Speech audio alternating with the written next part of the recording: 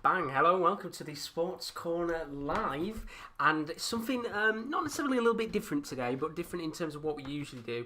Of course, we've got, Champions League football, and it's not necessarily the Champions League football we expect, because it's not the proper competition as of yet, but for the teams you can see above, and some of the teams that are playing tonight, this does mean a hell of a lot to them. We've got 3 very big games of football going on tonight. One certain very big team that someone's going to be keeping an eye on. An absolute amazing team tonight. I'm backing my boys. Of course, you've got to back the boys, and that's why we wanted to do this, because they've got a big game, and it is a case of tonight. It is not necessarily winner takes all, because it's a 2-legged set of matches, but it really is winner take all, because whoever, of course, goes through is in the Champions League group stage, and you know who it is, of course, joining me as always, and for what is his team's biggest night, you could say, of the season so far. Look forward to it. It's Rowan. How are you doing, buddy? I'm doing great, thanks. I won't say how are you, but I know how you are. I'm all good. I'm all good as always, but it's a big night for you, and hopefully we don't look too stretched on the screen. We've had to change all the aspect ratio and stuff, but tonight we've got a very big game of football going on for you. Slavia Prague playing tonight in their game. Yeah. And then we've got a couple of other games going on tonight. There's 3 matches, so I'm going to be keeping my eye out on Maccabi Tel Aviv versus Red Bull Salzburg, which I've got there. And of course, you've got to watch, haven't you? Slavia Prague tonight, which they're of course going to be facing off against FC Midtjylland Force, because you're a big Slavia Prague fan. There's one man you're hoping who's going to score tonight. He's starting as well. Big Peter Olinka. My love for Peter Olinka started. It was when we started last year, uni. And it was when we all started being mates when we went into the student bar to watch some football. And it was Slavia Prague versus... Was it Barca? It was Barcelona. It's Barcelona in 1-0. It was the 1-0 draw. And there was just a man on that left wing who didn't stop. I'd noticed and he'd just be backing up and down that wing. I fell in love immediately. Peter Olinka. And yeah, he's starting tonight. I actually did my research once. Slavia are coming unbeaten since the season restart. So they've had a 5-0 win, a 3-1 win, a 6-0 win, a 3-0 win, a 1-0 draw, a 5-1 win, and then you've obviously got this Midtjylland game. I think the wins don't really matter because you look at the level that they play at in the Czech Republic. In the Czech Republic. It isn't... You've got Slavia, Sparta, who just dominate, really. And then if you look at really top scorers this season, it's Tetral. And I mean, you look at the results that they've had, and they are exceptional results. Of course, bar the 1-1, which, every team's not necessarily going to go on an incredible run. But we've got 2 other games going on tonight. Krasnodar versus PAOK and Maccabi Tel Aviv versus Red Bull Salzburg. I tell you what, I'm actually going to give you guys the opportunity to chat. You choose what game I'm watching tonight, Krasnodar or Maccabi Tel Aviv, because Maccabi Tel Aviv, they're playing off against Red Bull Salzburg, which we know are... quite regularly often in the Europa League and the Champions League. We saw them last season, of course. They faced off against Liverpool. Really good game of football that they had, and they were in the Europa League the season before, which they went on. I think it was an incredible run towards the quarters and the semi-finals before they were knocked out. And of course, now tonight they've got to go through the playoff system, and if they can win, which of course, as I said before, these are 2-legged fixtures tonight, so it isn't necessarily a case of, if a team wins 1 or 2-0 tonight, they're not guaranteed to go through, because we've got 2 legs, which I kind of put on the screen on the bottom with the live scores, that these are the first leg fixtures. The next leg gets played, and I think in about 8 days' time. It's the 30th of September. We play next Wednesday. Next Wednesday, so it's a very busy one. Alexa's put neither Krasnodar nor Maccabi. Time to watch PAOK. Do you know what, Alexa? Just for you tonight, I will put on PAOK, and I'll watch that game, because... We wanted to do the goal show because Rowan, as I said, he loves his Slavia Prague. I've fallen in love with him. And I think people don't appreciate these games as much because they're not necessarily on TV often, these matches. And I'm surprised, actually, these are on TV tonight. I think people seem to get this is big for some of these clubs. Yeah. Like, also Slavia, they won their league. They dominated their league, to put it politely. Yet they don't get automatic because they've just qualified, but that is a lovely stadium. Maccabi Tel Aviv, that's the Krasnodar game. Yeah, flipped over now to their match. I thought that was like a pond. It's not. It's a thing. Is there a crowd?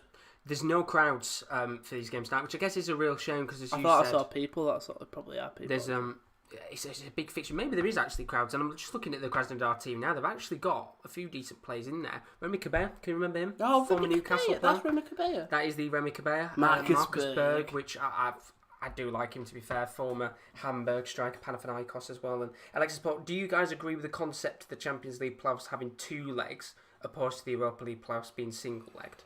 I think at the final stage it should be 2 legs, just because it's the final. A lot of these teams haven't really played. It should let both teams have the opportunity to play in their respective. Europa League, it's just because there's so many teams for the Europa League that I understand why they have it as 1 leg. Because if they have it as 2 legs, it's so much congestion that.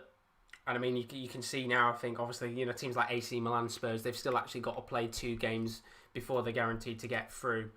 Which, to be fair, actually, with the Europa League qualifiers, if they are on TV, we might be doing it again for that, because we looked at some of the games and potentially we could see Rangers taking on Galatasaray, Besiktas taking on AC Milan, so 2 really good games. Chris is in the chat. Support. Hi lads, hope you're both well. Hope you're all good. Chris, welcome to the stream. And tonight will probably be a little bit more relaxed than we usually are, because of course I'm not necessarily going to be the best with the 2 sides tonight. Rowan will know a little bit more about Slavia Prague than myself, and of course that's the game he's watching. Surprised I don't know much about Michelin.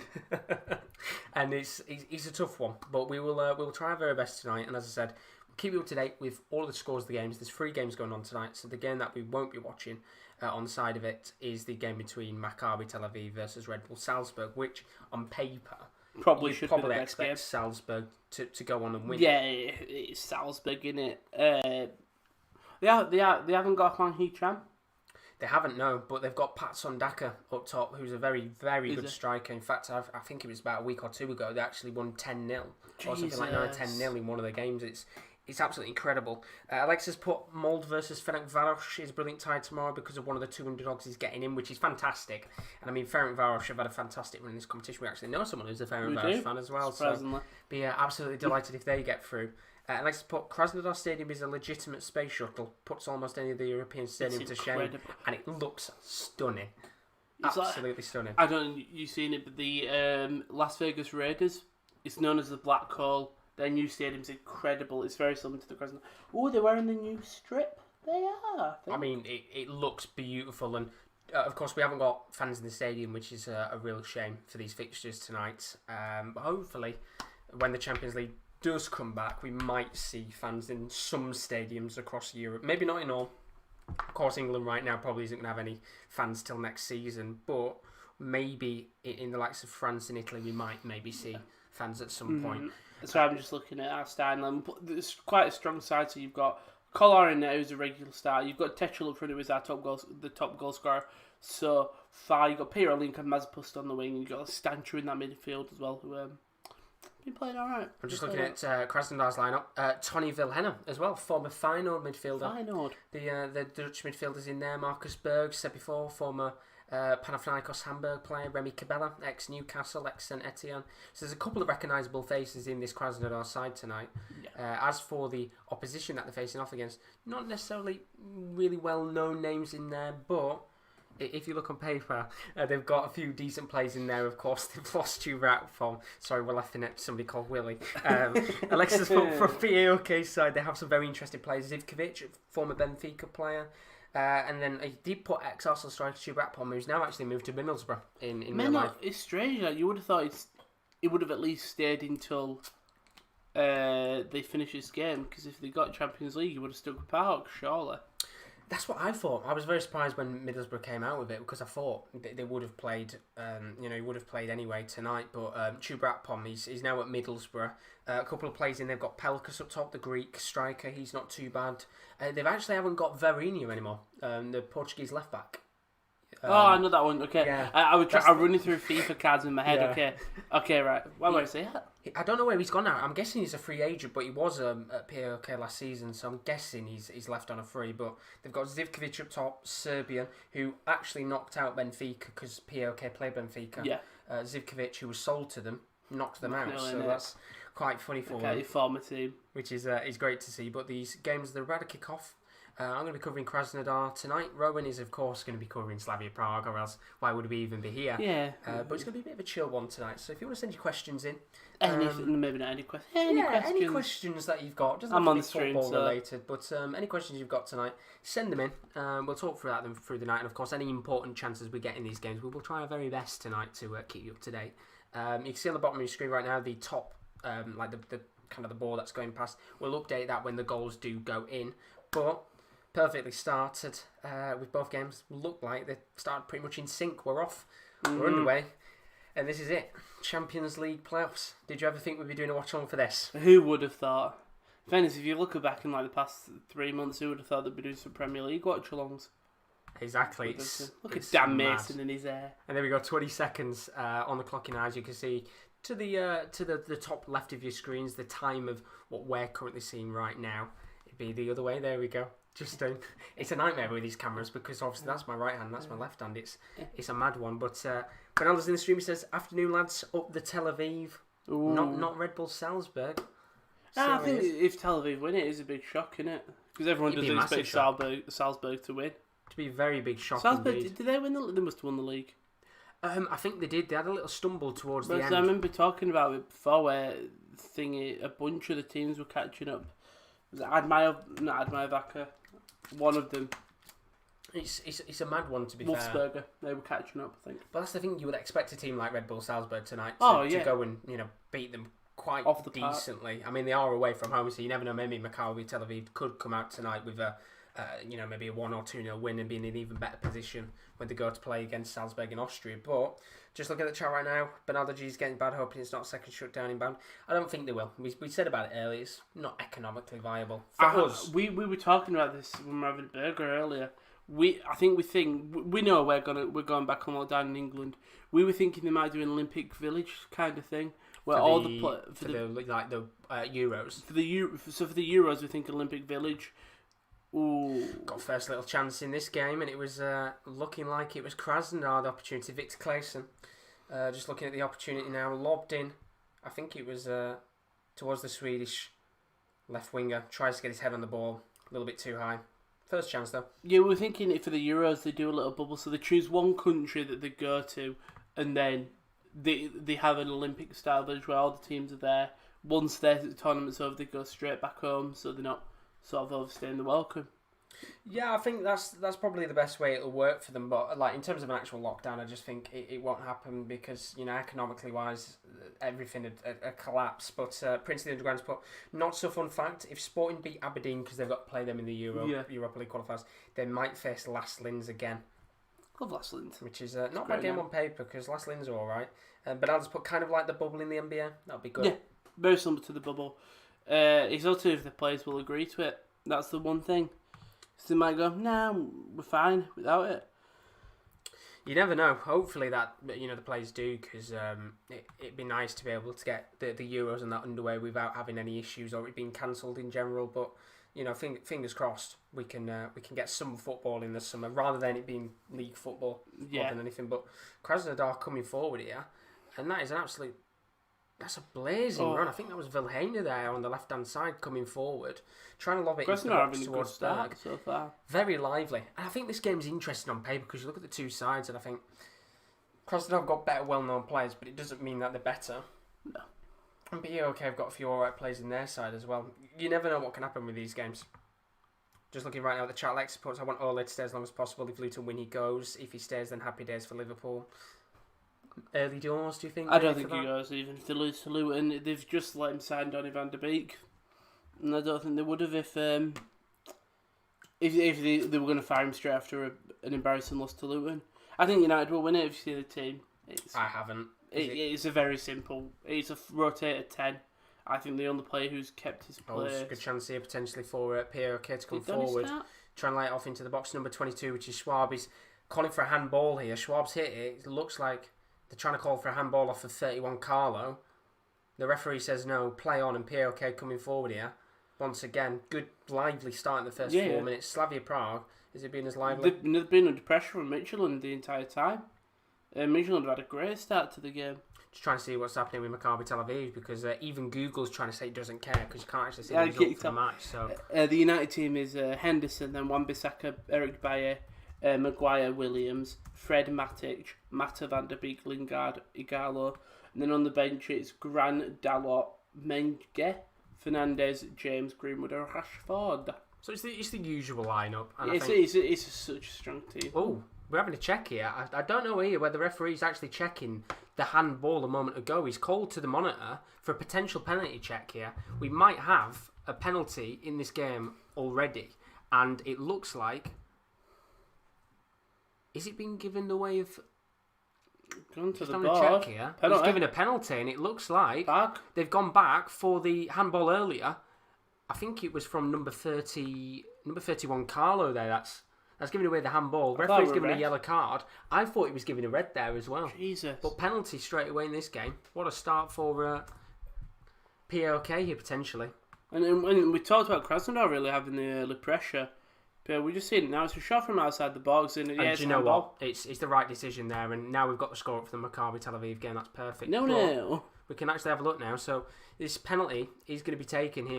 I think I would expect Belkas to be the one who takes it. Pelkas, is it? It's going to be the captain here, which you would expect. Try and find out who that is in a moment. Say it on. Oh, that's wrong go. Well, Alexa's saying penalty as well, which is the right decision. You look at it and it's... His arm's not in the position you'd expect it to be. It looks like he's unnatural for sure. It is, and the penalty's going to be taken here. And straight down the middle. What are you playing at? It's a poor penalty, but Safanov saves it. You can it. see the passion already 6 minutes in on the clock, and I'm going to find out who took that penalty in a moment, but she'll be very disappointed. Russian? Yeah. Krasnodar Russian. Yeah. Krasnodar Russian passion coming out then. And that was it wasn't a good penalty at all. Just straight down the middle. Keeper doesn't dive his sticks. Olinka. Oh, he's done well there. He's gone for a free kick. Not given, damn it. Really, really poor This could penalty. be the Olinka love show. And POK trying to come forward once again here, but we'll see the replay in a moment. The penalty was hit straight down the middle. Really, really poor. Shocking. Really poor. But our main game tonight is the Slavia Prague game. So we've got the scoreboard in the top left for that one. So keep our eyes out on that game. That's the main game tonight, of course, as you would expect. And Krasnodar coming forward here. The referee's given a free kick, and it's a feisty start in the first. This game's been end to end. Been a really good start. I'll tell you what, thank you very much, Alexa. If it can continue at this pace, we might have a very good game and another yellow card already. Yeah, I think it's a stupid foul. It's a foul on Remy Cabela, and it's number 22, Schwab, who's given away the free kick there. And it's a very cheap free kick, and Krasnodar and POK are both getting one yellow card apiece already in this match. So Olinka's complaining there because he thinks that Kajust has kicked the ball play, but then Kajust went down injured for Midtjylland. Well, it's Cabela and Vilhena standing over this free kick right now for Krasnodar. Vilhena's going to hit it, and it's not the worst free kick in the world. It's hit towards the bottom right-hand corner, trying to get it towards the near post and past the goalkeeper, but it's a very simple save for the POK goalkeeper there, Zivkovic in goal. But it's a good first 8 minutes of this game. We've already had a goal in one of the other games, though, and what a start for Maccabi Tel Aviv, Rowan. Oh, great start for Maccabi. Bitten, not near-bitten. Not near-bitten. Just bit on. That's a great start for them as well, going into the second leg. Just get as many goals as they can. All they need to do is now just sit back and defend, and don't let Salzburg get that. What's it called? The away goal. Getting goals, but then again, could you say technically for them to keep going the way that they are? I know it's early in that game. We 7 minutes. Put goals in for sure. Evander there. I think you look at teams like Maccabi Tel Aviv, Red Star Belgrade, for example. When they're in the Champions League, they're tough teams to face, and sometimes, obviously, the fans aren't there right now, but home advantage can be massive. Yeah, it's huge, isn't it? I didn't realise it until one of the Bundesliga games. I was like, well, okay, the crowd are actually that louder than you think. And they're so important to these teams, but just looking at the Slavia Prague game right now, been a little bit quiet in this first 9 minutes. Nothing much has really happened. My worry for Slavia is that they've got so many dominated wins, but it's because the Czech League is so easy. And I'm worried that these are tough games for them. We saw is that Barrow giving away for a kick? But we saw that last year in the tournament. Ooh. Just seeing there with the handball again, it was Schwab who took the shot on, and it was given us the penalty. But just seeing who took the penalty there, it was number 10 that actually took the penalty for Krasnodar. It was Pelkas who I thought was going to take it. Yeah, misses it. Really, really poor penalty. Straight down the middle, simple save for Safanov in the Krasnodar goal, and it's not been bad so far. Bernaldo's put Tel Aviv, let's go. What a chip! from Bitton in that game, 1-0. And Alexis put teams that come from from the Eastern European or other non-Western regions depend a lot on the fans to create an intimidating atmosphere. Which is why could you see a team like a Slavia Prague, for example, if they were to get through, maybe not be as convincing as they were last year? No, for sure. You look at the videos and you think, oh wow, okay, that crowd really can drag a team through something. Mm-hmm. Whereas, it's going to be a lot of fun. But again, at the end of the day, it all comes down to what happens on the pitch, and if they can produce the performance. I think I'll be happy with the 1-0 here for Slavia. Get an easy 1-0, then go to Denmark and get that one goal, and you're fine. But just worries they don't get a goal today, Midtjylland get away goals. Well, that's the important thing.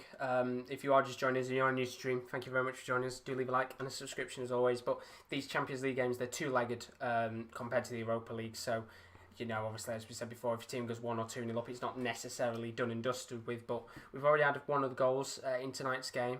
Although we could have another goal here, trying to lob it into the box. That's not the best clearance in the world. And POK still have an opportunity here. It's going to actually go out for a corner. And it's going to be the captain, Pelkas, who picks up the ball to take it. And it didn't look like a good clearance there from Sorokin, I think that was, who went to try and clear the ball away from his goal. Fullback's having a mare of a game, by the way. Borrell's made some bad tackles and Kufal's just kicked the ball out of play. Well, I love our manager, look at that. Connor's going to be taking it. Pelkas, what a man. Pelkas is going to take the corner. All white. He's going to be lobbed in towards the box.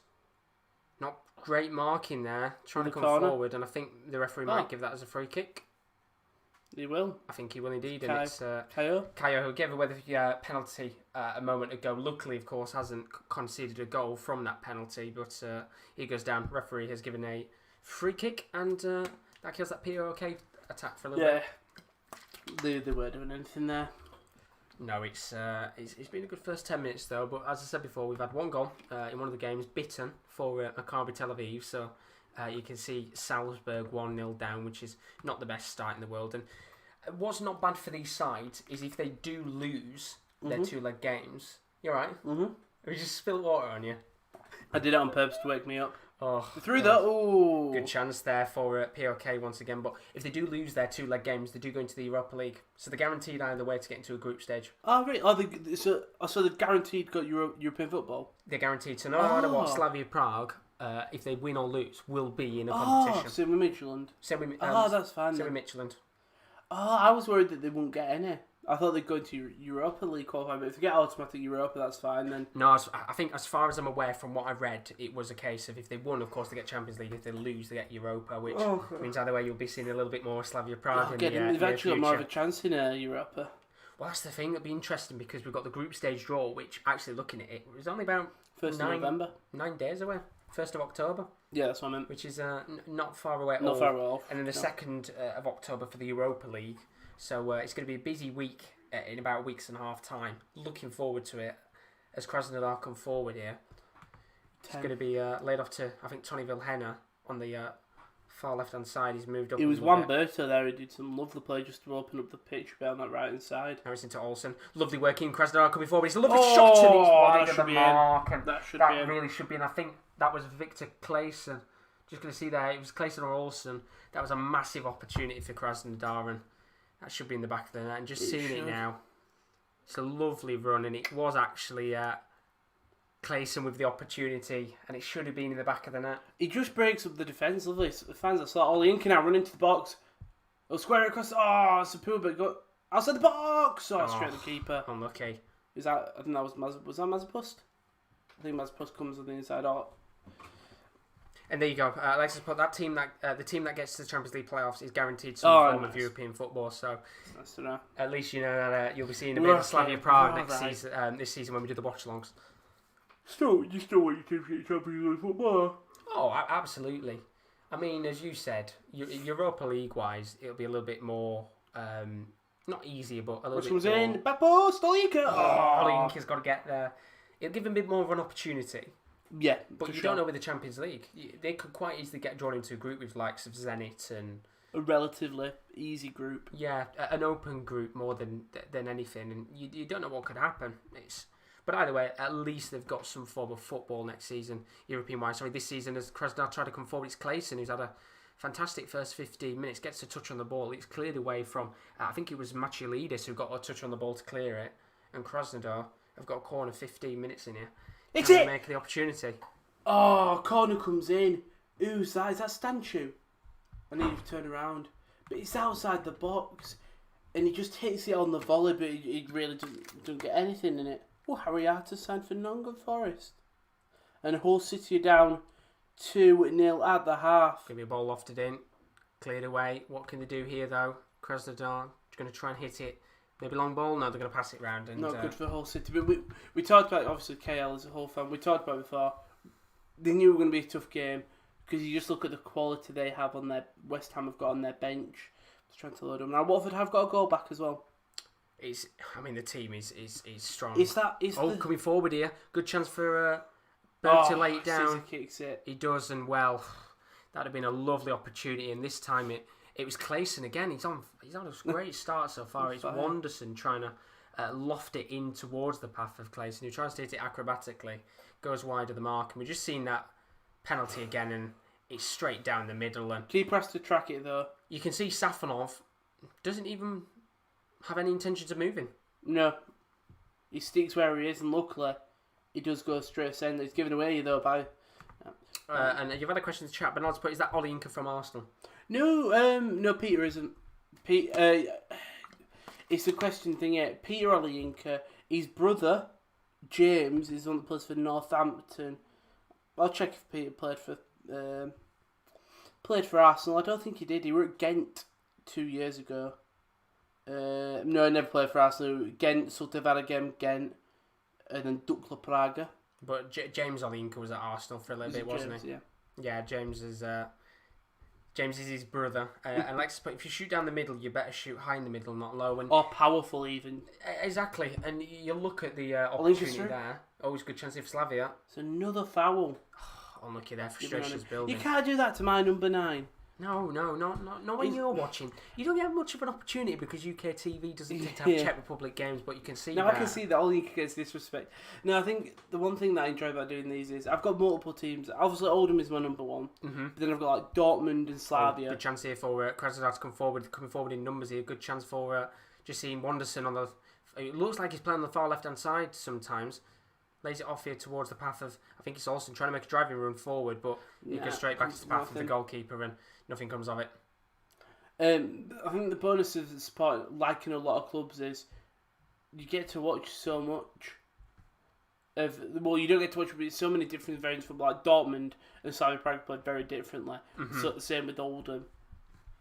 I think the thing as well is it's always nice to watch different football. Like at the end of the day, usually you look at a fixture like this on paper and think, nah, I'm not going to watch it. It's not an interesting game. But you never know what can come of these fixtures. And it's always fascinating to watch different sides. I guess obviously in the UK we don't get much coverage of Russian league football, Greek league, Czech league, Danish league, so on and so forth. You don't get much of an experience of these teams. So it is nice to be able to watch a little bit more of them.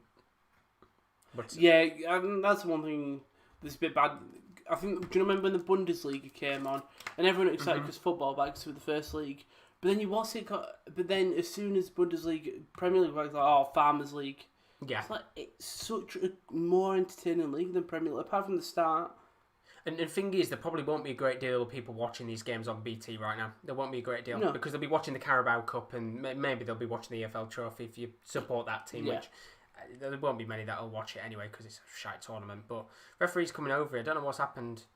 Just having a word with, I think one of the managers here. Yeah, just having a word with one of the managers. I think it's the... talking to one of the coaching staff actually. Just trying to find out what's happening here. I think it's one of the Krasnodar's coaching staff. I think just say block it all out or something. I can't tell. Yeah, just calm it down a little bit. Did man? No, it's the Park, probably assistant coach or one of the coaches. Most likely, just see what happens. I think it's from. Oh, does he shout at the players? I'm guessing. Potentially, I'm guessing the referee must have heard it to calm down, which you can see frustration's building. But Alexis put, I wonder how much Souček regrets going from a fairly well organised and sympathetic team to the disorganised chaos at West Ham. Do you think it was a good move for him, or do you think he should have stayed? I think it's a great move because people get to see him play. Abel Ferreira, one of the Park coaches, the manager, I think. Is he the manager? Yeah. I think it's a good move because it gets to be on that Premier League scale. I think your one worry with them, with it is he'll be so used, but he's proved last season that he could have a good. He played incredibly well for the games he played. I'm just worried if West Ham goes down, he'll just be resorted to that championship. I think he'll go back to Slavia if they go down. I think Slavia. Do you think? Slavia will take it back in heartbeat. Lovely work from Berg. Surely it's got to be a chance. And Marcus Berg's touch. It was lovely 1-2 football there. Remy Cabella on the far right hand side lays it off towards Marcus Berg, who takes a touch, and you can see Olsen running through the middle. I think it is. Let's have a look now. It's Cabella lays it off. Berg takes the touch. Olsen's pushed forward, but the pass from Berg is a little bit too heavy. And the goalkeeper there for PAOK is able to get a touch on the ball, and the Zivkovic, good save there. Karen Brady, Premier League Stadium is safer than your living room right now. Oh God, well. And then West Ham Club Statement. David Moyes is up and Josh Cullen returned positive test for COVID. You couldn't write it, could Embarrassing. You couldn't write it with West Ham. Joke of a club. Mental. Not for the fans, but for the owners. They've got no idea what they're doing right now. But so far, we're 20 minutes into these games. As it currently stands, Krasnodar 0, PAOK 0, although it's been quite a decent first 20 minutes, I've got to be honest. Slavia Prague 0, Watchalongs 0, which they've got a corner here for Watchalongs. They have just had a free kick, a dangerous free kick. I think it led to the corner. Referee's just having a talking to here, and I think he's saying potentially saying about VAR for something. And then Maccabi Tel Aviv 1, Salzburg 0, bitten with a goal in that game to make it 1-0. And a chip in that match means that we have the first goal of the night. Oh! And did you have worries there he was going to give a penalty? I thought the angle was weird. It was the angle. It was a Koba for Midland. I think he does commit a foul in the box, but Midland playing nice. It's Ollie Inker and Koba. We've got a free kick here for PROK as well. I think Belkas is going to whip this one in. They've got a couple of players in the box, the likes of Varela, good centre-back on his day from Cape Verde. Could get his head on this one. What can they do here, though? Big opportunity. You want to try and get a goal early in this game. It's going to be lobbed in towards the box. And it's really poor-headed, but somehow it's kept in play. And I think the referee's going to give a goal kick here. He is. No, he's not. Corner. No, he's giving a corner. And just looking at the chat right now, Alexis put Serbian goalkeeper, also POK, and two Zivkovic lads. They are not related. Yeah, because the Zivkovic up top is the one from Benfica last season, because, of course, these two, they played Benfica in the last round, and he knocked them out, which is perfect for him. I bet he was absolutely ecstatic at the end of the match. Yeah, remember what? Can knock you out with Champions Europa League. Exactly. Or Champions League, whatever it was. Champions League it was. And Pelkas, we've got a corner here. Going to whip this one into the box. I think Varela might get his head on this. Quite a tall centre-back, which is going to be lobbed in. A really good cross, and it was actually guided towards Varela. I think Ollie Ingram must have switched sides. Sorry. That's horrible. Speculative effort. It was a coup foul as well, I think. Yeah, because Ollie Inker's now playing on that right side, I think. I suppose it's on the Marcus left. Bergs has made a touch here, trying to get it towards number 52, Tona Vielheina, who just can't get a touch. Really good defending at the back there from Michailidis. He had to get a touch on the ball because Marcus Berg so far has had a pretty decent game. He's quite clear what he's doing tonight up top. Hold up players. They come forward again, Krasnodar. It's Tony Vilhena going to lay it off into the path of Victor Kleisen. It's cut to Marcus Berg, and it's a great save. It's still in play though, and the referee is going to stop it for an offside call, I think. And Marcus Berg there. Nervy. Yep, just offside for Victor Kleisen. Good reaction there though from the keeper. Great work from Marcus Berg. Really good work, and both teams have had very good chances. Very good It's really chances. back and forth. Anyone did you know with Trooper Akpom? What do you think about his move to Middlesbrough? I mean, I think it's a good move for him, but as Alexa, I think it was Alexa who said earlier, it's a bit of an interesting one because you'd have thought maybe we would have wanted to have played this out and seen where PAOK got, because either way they're going to be in the Europa League or the Champions League. Yeah. And let's be real, would you really want to play for Middlesbrough or would you want to play for a club in the Champions League? My only thinking is he wanted to come back to England. My only thinking, but you've got which is understandable. But you've got European football there sitting you. Maybe you just wait out. We don't know what's going on. Maybe internal club issues, but maybe as well it could be a decent amount of cash that's been offered from Middlesbrough to PAOK, and they're just a case of we're gonna take it. We'll take it. You're gonna leave, but you get to go back to England. Yeah. What's this? The ball. Oh, injury. Injury, I think. But yeah, it's an interesting situation because I thought he would have stayed throughout this period of play for the club because they've not exactly got. It's not the strong team, but somebody like Churapom has done quite well for him. Scored a lot of goals for them, and I thought maybe after the playoffs is done, they'll sell him because we haven't got long left of the window, but there'd be a couple of days left because the draw's on the 1st anyway, or the 2nd, so you'd know where you are by the end of next week. But I mean, Alexis put, I assume the Championship wages are higher than Greek wages, which could be maybe that's a shout. As Pierre K actually come forward here, it's a ball that's laid off to number 14 Zivkovic, who tries to lob it towards the path of I think it's Tzolis who's in the box there. Outside the box, though. Going to take the shot on, and it's a P-roller, which the goalkeeper dives for, but it's nowhere near the goal. One of our players has just got, I think, a foot to the balls. I mean, Alexis just put in the chat, going from Abel Ferreira to Neil Warnock is quite the downgrade from a manager standpoint. Whoa! Poor Neil Warnock. Putting some disrespect on Warnock's name. Can't put the disrespect on Warnock there. Let's have a look at the Maccabi Tel Aviv game. Still 1-0 in that one. Just have a look at the lineup that's out to there. Midtjylland through. It's done very nice. He's on the wing. And this cross comes in. It's gone all the way through. Kolar collects. Nervy there. That's a lovely play from Midtjylland. He's actually quite patient, number 11. I've got to say, they haven't looked convincing, have they, Slavia? No. I think they've had better of attacks, but when Midtjylland have come forward, Kufal and Borrell have looked a bit nervy. There's another play down here. Havorka.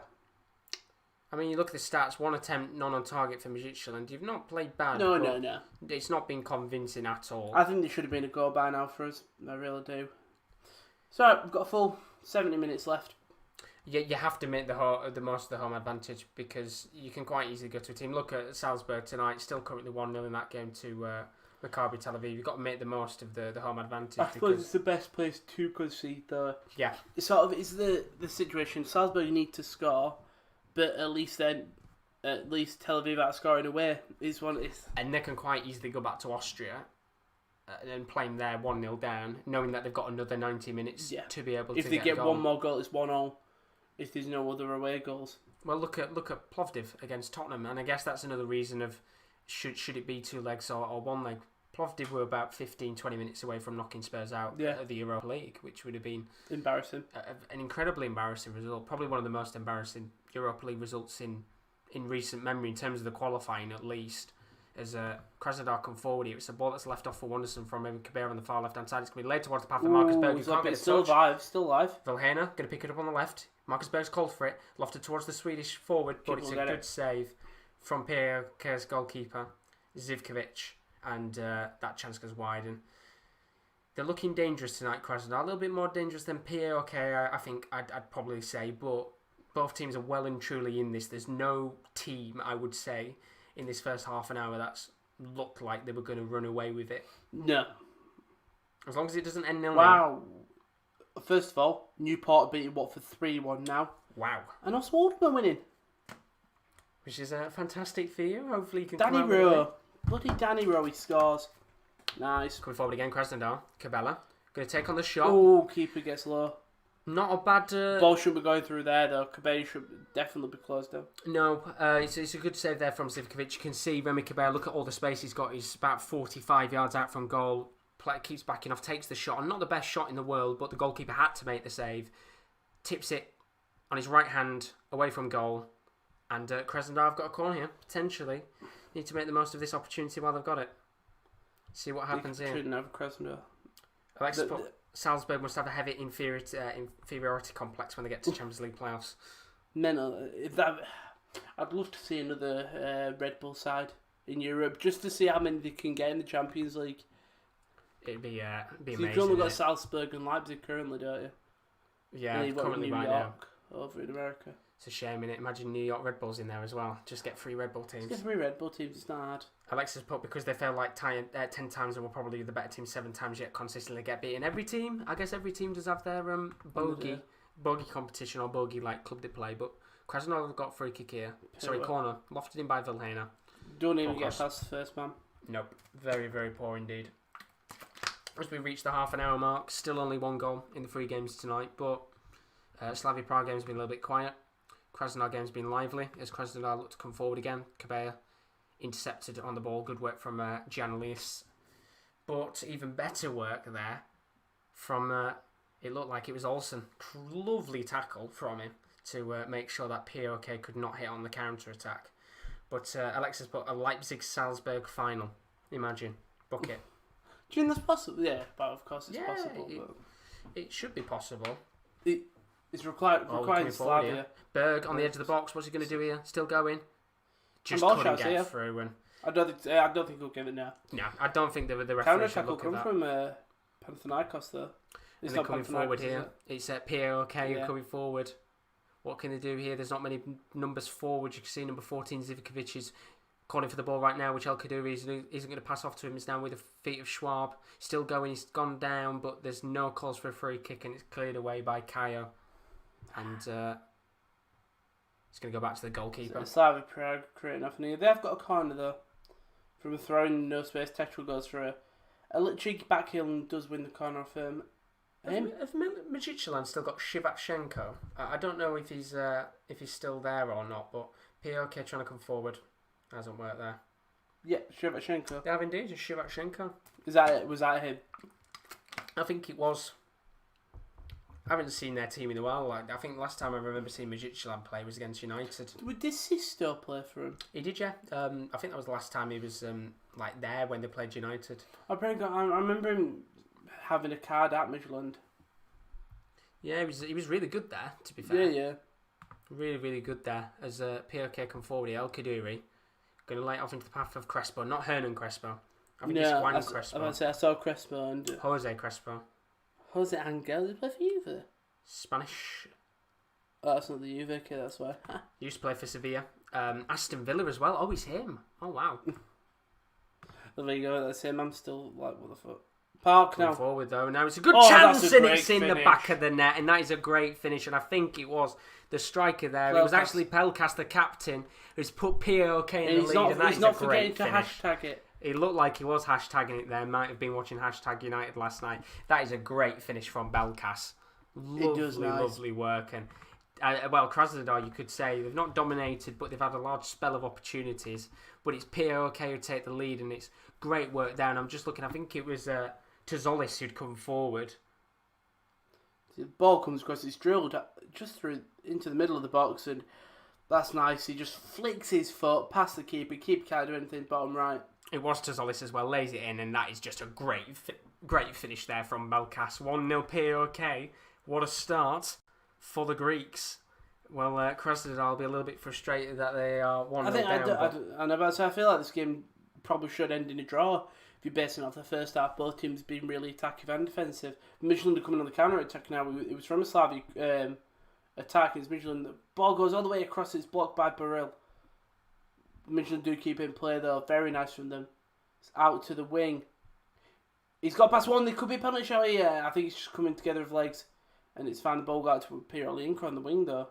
Well, the referee looked like he wasn't even going to acknowledge any penalty shouts there. But Krasnodar, they've got some work to do here because POK have got a chance to counter-attack. They're coming forward. El Kaduri flicks it on. Now into the path of, I think it's Tajolis again. Here's Pelkas, who's going to go for long-range effort. Slight deflection on the ball. And he's going to go out of play for corner. Starting to get a foothold in this game. There to keep it in. Slavia got away with the ball. Ball's about to go out and he just fucking puts his body in front of it. 33 minutes on the clock, and I'm actually looking, the times, we literally started identical. Yeah, the games literally went like that, didn't they? Spot on, but we've got a corner here for POK. If they can get a 2-0 lead... 2-0 lead going to 2 away goals is massive. How old is he now? Remy Cabet, I think he's in his early 30s, I think. Oldemar leading 1-0 going into the half as well. Remy Cabet, I think, is he 30 years? I think they signed him for about 10 15 mil from Saint Etienne, but the ball's lobbed into the box. It's aimed towards number 15. Can't get a touch on the ball there. It was number 15 being Crespo. Trying to lob it back in again. Another corner. That game, West Brom Brentford. West Brom to the lead in a penalty. 2 minutes later, Brentford scored. Then 8 minutes later, Hal Robson kind of put away a penalty for West Brom, 2 penalties. And then Brentford, what's it called, got a penalty in the 73rd minute. Penalty Central. Penalty Merchants. mad so far. But we've got another corner here for POK. Going to be lobbed into the box. Is El Kaduri, I think, is going to whip this one in. Lovely cross towards Varela. But Remy Cabella goes down. And, of course, as you would expect, the referee gives a free kick for the foul there from Tazolis. And right decision. Stanchu missing the goal there. Keeper left it. So he's been very quiet for you so far. Not had many opportunities. No, nothing much. Nothing of note. So.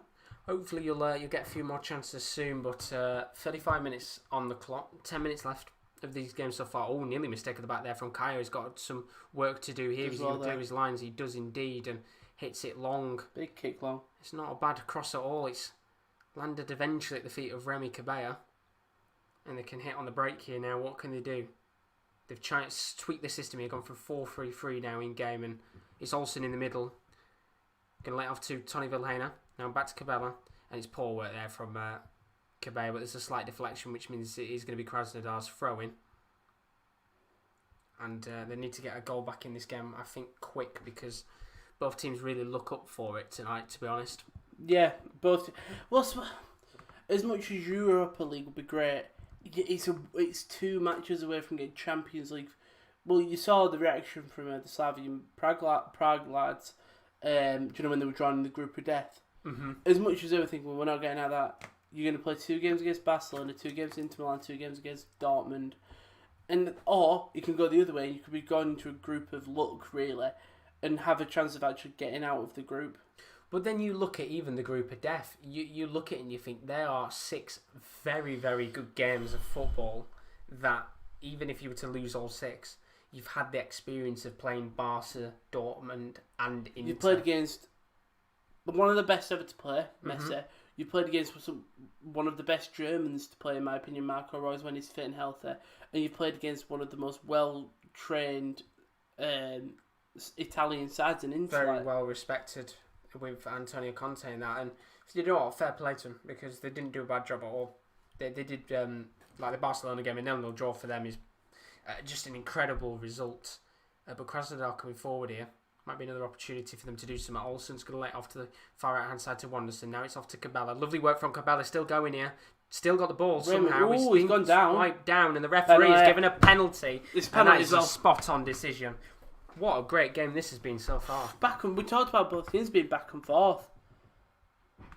Cabella's down still, but it's definitely. But he just lunges in, and Cabella will get a better up close look here now. I mean, you can see it's not even questionable. Challenge. It's the right decision, and it's as you said, it's a really stupid challenge. I don't know why he's gone in for it. He's made the initial. He goes to make the initial ball with his right leg, but he brings his knees in, so it's not. He don't even tackle with his feet. He just tackles with his knee.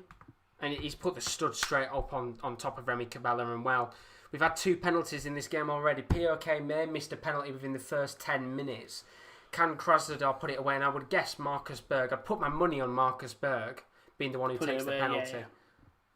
We had to keep heroics. Well, not really. It's not. It's Victor Claesson who's taking it. I'd have thought Berg had been on it, but Victor Claesson against Zivkovic.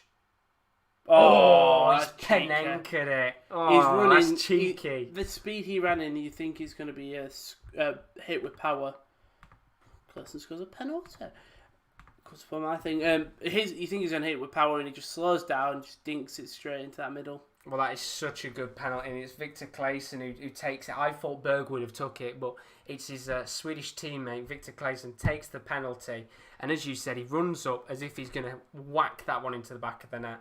And Zivkovic is pretty much wrong foot. By the time he dives, Claesson's able to just penenka it home. And 1-1, 40 minutes on the clock. It's been a very good game so far. It has, really hasn't. There's deep ball up the top. Nothing comes of it. I think there's more goals to come in this game, I feel. But talking about more goals, they're coming forward now again.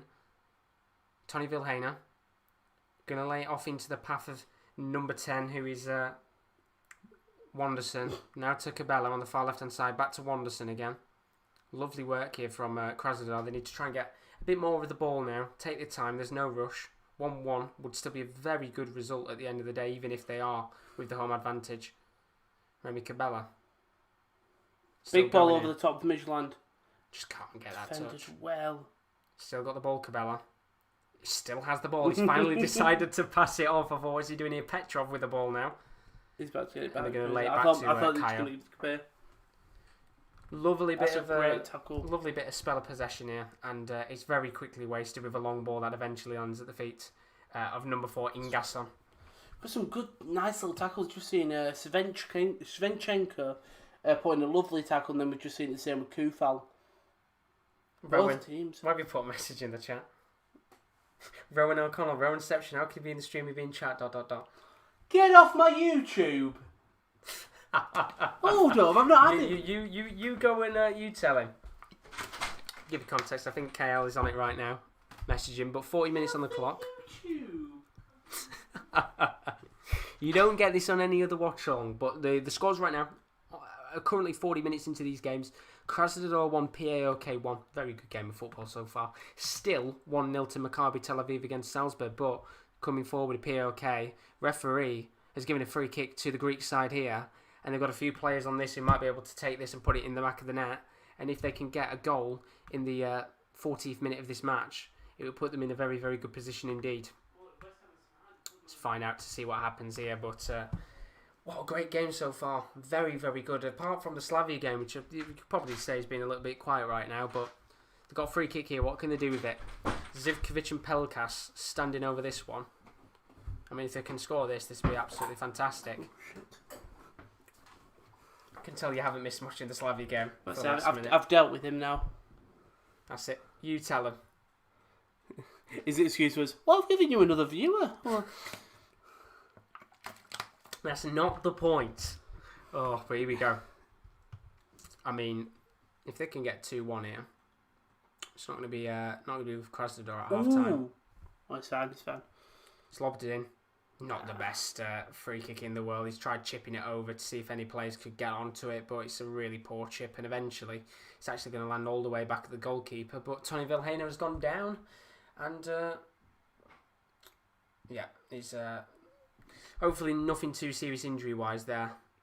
Slight clip as the player goes in for the ball. Crespo, Vilhena goes down, and he's got every right to go for the ball there, Crespo, and Vilhena unfortunately is the one that gets into a slight collision with Crespo, but he's alright, he's back up on his feet. And we've got about 3 minutes left. How much out of time do you think you'll have in your match? Because there's not really been much, has there? 1 minute. 1 minute? Probably might not even be any. I'd probably said maybe 2 minutes in this one, just because we've had the 2 penalties and the 2 goals as well. But here come Krasnodar trying to come forward again. Good defending there at the back from PAOK. Now they're going to try and hit on the break themselves, and it's a good run here on the far left-hand side. And can they lob a ball towards the pack? It's got to again by Vilhena. Zivkovic, he can't. It's eventually going to go back to the defence. Maccabi Tel Aviv. Let's have a look at the stats for this match so far. How's it looking? Have they dominated? Well, you can see right now 11 attempts to 5, 2 on target to Salzburg's 4. They've had a couple of opportunities. So I've just left Kieran.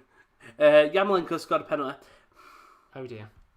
Yeah. 3-0. Then he's got right. He's got West Ham played this smart, you know. Coming forward, Zivkovic trying to chip a ball in. It's going to be a corner. They've played this smart. Play the game, then put out the statement, so they can't questions can't come in about why the game being played. Yeah, which is fair play to him on that one. It's a bit scumbag, eh? It is allowed.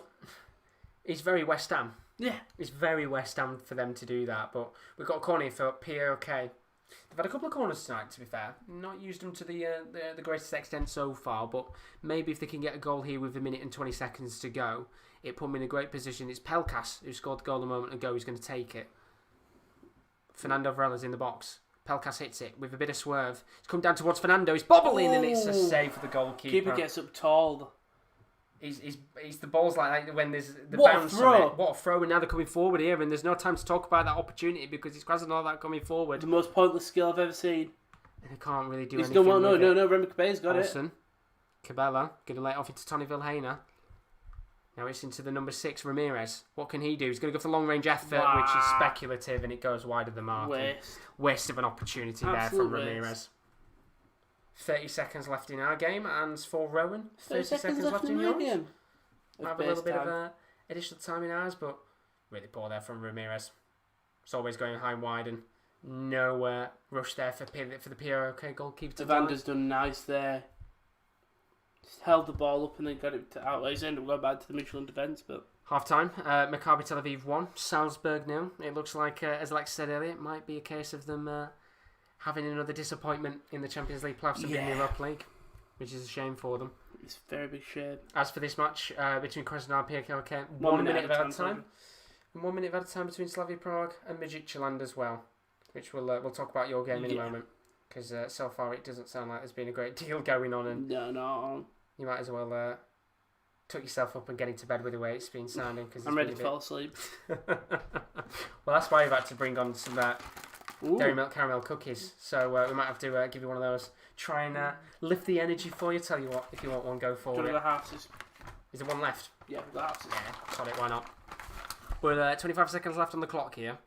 Krasnodar going to try and come forward. Thank you very much. You wouldn't have really half to see. Cheers, Lara. And 15 seconds left here.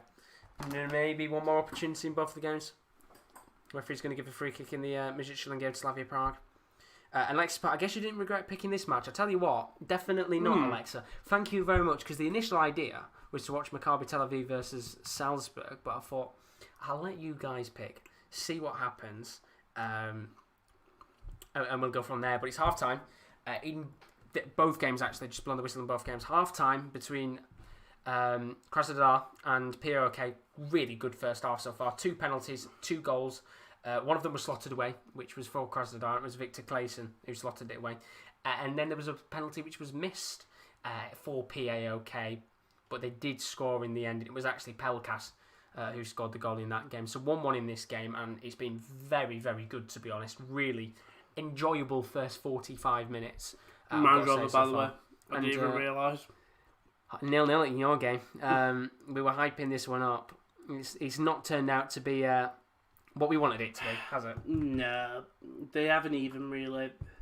No, I mean, Slavia have been the better team in my opinion. Michelin had a couple of opportunities, but nothing really came of them. But yeah, I say Slavia have been the better side. Just not being able to put it back in the net, unfortunately. And that's what they need to do. Yeah, that's the important thing. It sounds so simple, but with a 2-legged game, you need to make the most of your home advantage right now. And unfortunately, with the way that I've kind of checked between both games, Slavia Prague's been pretty boring, to be fair. But I'll just put this game week was a madhouse with all the goals. Oh, I know. Aside from Chelsea v Liverpool and Villa v Sheffield United, I didn't get to watch the Liverpool game. Yeah, I did. What was it like? Was it? They were all right. I think as soon as that red card for Christensen were given, Chelsea didn't think. I think they were debating in there saying why has he took off Havertz over Mount. I think the reason Havertz has been at club how long? 2 weeks, 3 weeks nearly. I'd say about 2-3 weeks. Yeah. Mount has played with and been coached by Frank for nearly 2 years now.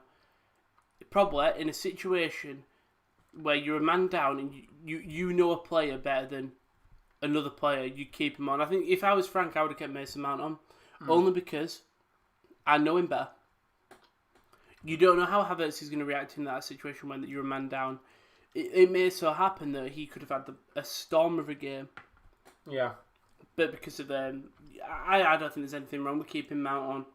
The thing is, you have to change the system up. If a centre-back gets sent off, you've got to bring another one on. It's not like a case of a midfielder getting sent off. Sometimes with a midfield, you don't exactly have to bring another one on necessarily. You just change the formation in the way you play. But with a centre-back, you're not going to sit there and just leave one. And I guess with that situation, with Havertz, you can take him off and not have to worry about him complaining because you've just signed him.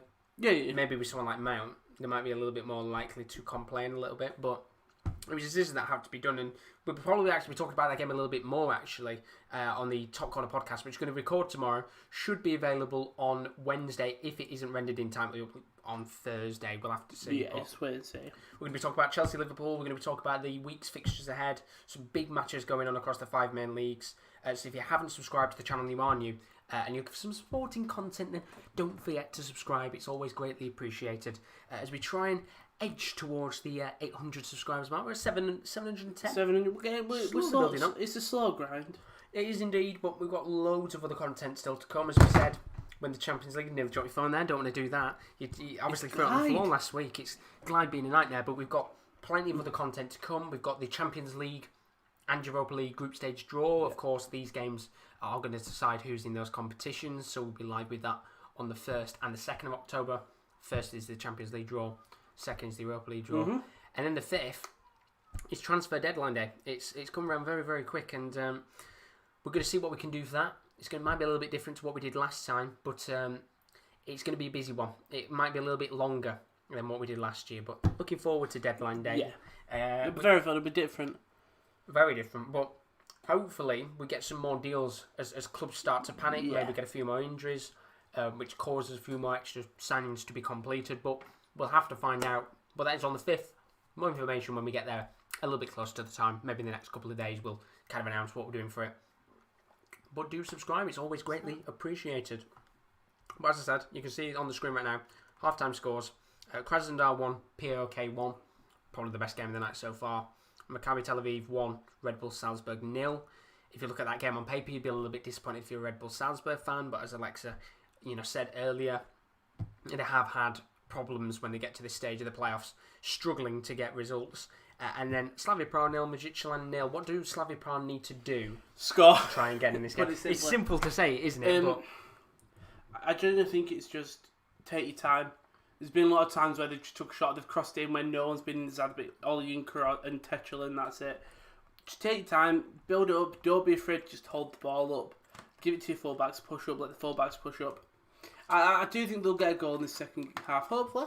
But we'll wait and see. Fingers crossed, because I guess the positive is, if you just stay 0-0, at least this isn't a single leg fixture, or else we would be going to extra time or penalties, which is not necessarily a positive. You want to get it done and over with without having to go through the extra ordeal of another half an hour and the penalties and things like that. But yeah, I'm hoping, and obviously Alexa's watching this game right now, I'm hoping both sides don't change anything. No. Because one side probably will to try and get the edge over the other, but with the way that these two teams are playing, they're not doing bad. They're both doing very good, and it's a very even and entertaining game so far. But we'll have a look at the chat, see what you guys are saying, of course. I know you, Bernardo and Alex, are talking about the current game weeks in terms of the Fantasy Premier League, and not doing too bad so far. I think I got about 40 odd points this week, but I missed out on last week, so I'm a little bit far behind in terms of everybody else. Yeah. But sorry, I'm trying to get this. Yeah, no, I'm not doing too bad. Is anybody making any changes in terms of their team selections for next week? Because I think I'll keep the same for me. I'll probably keep mine the same. But if I see like maybe one or two players that I can flip out from the players I've got on the bench, then I think I'll happily change them out. For example, Egan getting a red card. Yeah. I had to change him out for Walker Peters, so I'm a bit nervous on that one. We have shit Southampton have been so far, which is a shame for them. Yeah, they aren't being amazing. Losing here, there and everywhere, but West Brom's going to penalties, I think. What's the scores in the games right now? Because it's not just the Champions League tonight. So Newport have beat Watford 3-1. Well, they're about to 9... They're on the 90th minute. I think they've won. Watford down to 10 men as well. Yeah. West Brom Brentford 2-2. A lot of penalties in that game. Nearly finished as well. Or maybe a game thing. West Ham Hull 3-0. Definitely don't think Kieran will be happy. I know he's watching it in the other room. But yeah, the game, in his words, should it be going ahead? Which is a shout. If the manager's got it. It's true. It is true. But and Luton, Manchester United are 0-0 currently. As you can see here, Luton. 37 minutes in that game. Yeah. Kind of like the later kick-off. I just put it on the side. Wigan beat Liverpool 6-1. Liverpool under 21s, that is. Of course. Obviously. Lovely thing. Shrewsbury beat Newcastle under 21s 3-0. Oldham, yes, are currently still winning 1-0 against Wolves 50 minutes into that. Stevenage beat Southampton under 21s 2-1. Wimbledon beat Brighton's under 21s as well, 2-0. And then obviously in the playoffs, you've got Krasnodar and PAOK 1-0, Maccabi Tel Aviv 1-0 up against Red Bull Salzburg, Slavia and Michelin 0-0. And in the Coppa Italia, Sudriol beat Latte Dolce 2-1. So, a lot of competitions going on tonight, but Alexis put in the chat, in any case, how do you think the more congested group stage schedule from October to December will impact the games in the Champions League? Considering that the Champions League starts in September and there is more time to rest between the 6 match days, that won't be the case now and rotation will be so important. Do you think it'll open the matches up a little bit more? Because you're going to see, I think exactly what Alexis put there, teams are going to have to flick players out because take teams in the English League, in the Premier League. If you're still in the Carabao Cup, you're going to have fixtures to play there. You'll have the FA Cup, depending on if you're still in the knockout stages. Still in it. And then, of course, you've got your Premier League fixtures, which are quite regularly right now. Do you think it'll make games more open? Yeah, because I think we will see a lot. I think for the teams who have only got league competitions, so I know in the Czech league so far there's not many. There's only league, and for a lot of other clubs, either they're out of the cup competitions or the cup competitions are not heavy. It's like the Bundesliga. I know that their cup competitions are very split up. Yeah. Which means that I don't think you will get as many tiredness in players. Which means I think they could go further in the competition. Obviously, predicted Bayern last year to win the tournament that they did. So so it'll benefit some leagues and not ours. I think what some of our English teams are done for. You got FA and Carabao and league. It goes back to the point you've just said. Look at the DFB Pokal, for example. They did the first kind of rounds with the big Bundesliga teams in this week.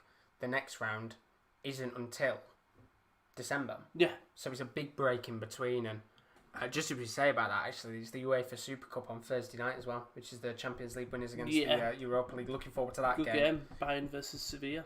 Which we're doing a watch along for that on Thursday night. Looking forward to that game indeed. But hopefully, because as Alexis put there, usually it starts in September. Obviously, the draw's not even taking place till the first week in October, so we're already kind of a match day or two behind compared to what we'd usually be. But hopefully, it means we'll get more open games of football. Because you've seen the Premier League right now, since it started up, there's been a fair whack of goals this week. There's been a lot, hasn't there? Hell of a lot of goals. I think it was something like, it was around 40 odd goals this week, because we had Everton winning by 5-2. You've got the game that we watched, the Leeds-Fulham game, which was just a mental match. And then the list goes on. There was loads of games this week with plenty of goals. Leicester-Burnley as well, 4-2. But fingers crossed we can see more lively games because, with the way that the Premier League started, it's looked fairly good. You alright? I thought I heard a whisper. I'm going insane. I can tell you that the window's not open. I think you're outside the door. I might be going insane. It's alright, we're all good. But I think the half should start in Let's say, can these games because it feels like the longest 15 minutes of my entire life. Hopefully it should kick off soon. But if you haven't seen, the scores are on the screen right now. Below you, half time of these games tonight. Currently Krasnodar 1, PAOK 1. If you're looking for one of these games to watch for the next 45 minutes, I'd recommend putting that one on for the way that the first half was. Maccabi Tel Aviv 1, Red Bull Salzburg 0. I think that'd be quite a shocking result to many on paper, but Maccabi Tel Aviv giving a good game so far to Salzburg in that match. Of course, two-legged though, so you never know what happens. And then Slavia Prague 0, Midtjylland 0. Slavia Prague looking the better of the two sides, but I wouldn't say they've looked exceptional at all. No. It's just a worry because they should have gone into this game winning, and they should be the confident winners, and they're not looking entirely confident. This is my worry. And that's the thing. In games like this, you probably want to try and get yourself a 2-goal advantage. So, if you beat them 1-0, the worry is still the fact that they only have to score 1 to get back into it. Yeah. And that's when obviously go into extra time or penalties. If you can get a 2-0 win tonight, as long as you don't let them score the away goal, then you're alright. Exactly, you're alright. So then when you go away, all you've got to do is just get 1 away goal. And get 1 away goal.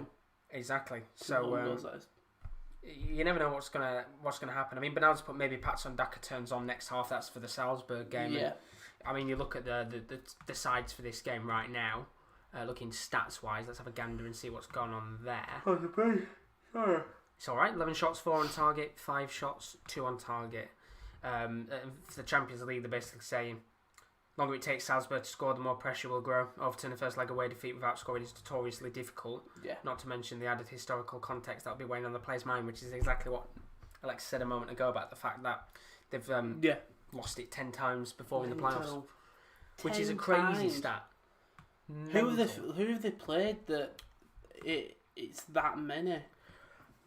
If Alexa knows, put us in the chat in which teams they've played, because it's crazy. When you look at a team like Salzburg, maybe not a couple of years ago, but now you'd expect them to go and win games like this.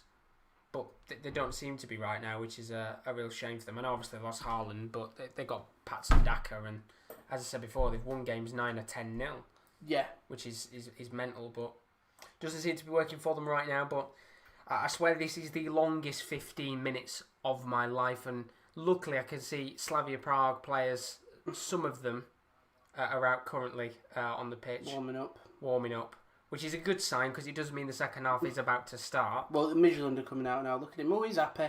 I think he's happy that he knows that this half's starting, because longer than 15 minutes, that's for sure. Dortmund bemused by Manchester United's central approach. And of course, because I'm on Glide, it won't load. Absolute nightmare right now, Wi-Fi wise. Good news as well. Krasnodar POK players warming up too, and it looks like we're going to get underway. Finally. Friday Night Live tonight. It's Taylor versus Kongsong. On Saturday. It's tonight. Are you going to watch that? I can't say I'm going to watch that. I'm not going to lie, Rowan. Are you going to watch it? Oh, 100% not. 100% not. No chance. Their stadium is beautiful, by the way. Fourth weekend now that I've got BT. Bundesliga, rugby, Bundesliga, and more Bundesliga. Constant football. It's great right now. But not even constant football, just constant sports in general. It's such a good time if you enjoy sports, just because the fact of everything's been kind of crushed in to get it done and out of the way. I think United have got a penalty, or had a penalty. Oh, well, I'll have to find that out and see whether that's true or not. Well, they're 1-0 up, and Juan Mata scored the penalty. Oh, well, that's not going to go down well with fans across football. But Brandon Williams is brought down inside the box by George Bunker inside the box. It's untidy and it's per challenge. Mata slots away the penalty. Hull City did get a goal back. It was Malik Wilkes, the man that we talked about earlier with Kieran. How long's left in that? Still 15 minutes. London Stadium standball? It can happen. You never know. West Brom Brentford is going into extra time. We're on penalties currently. There was definitely apparently missed, I can tell that.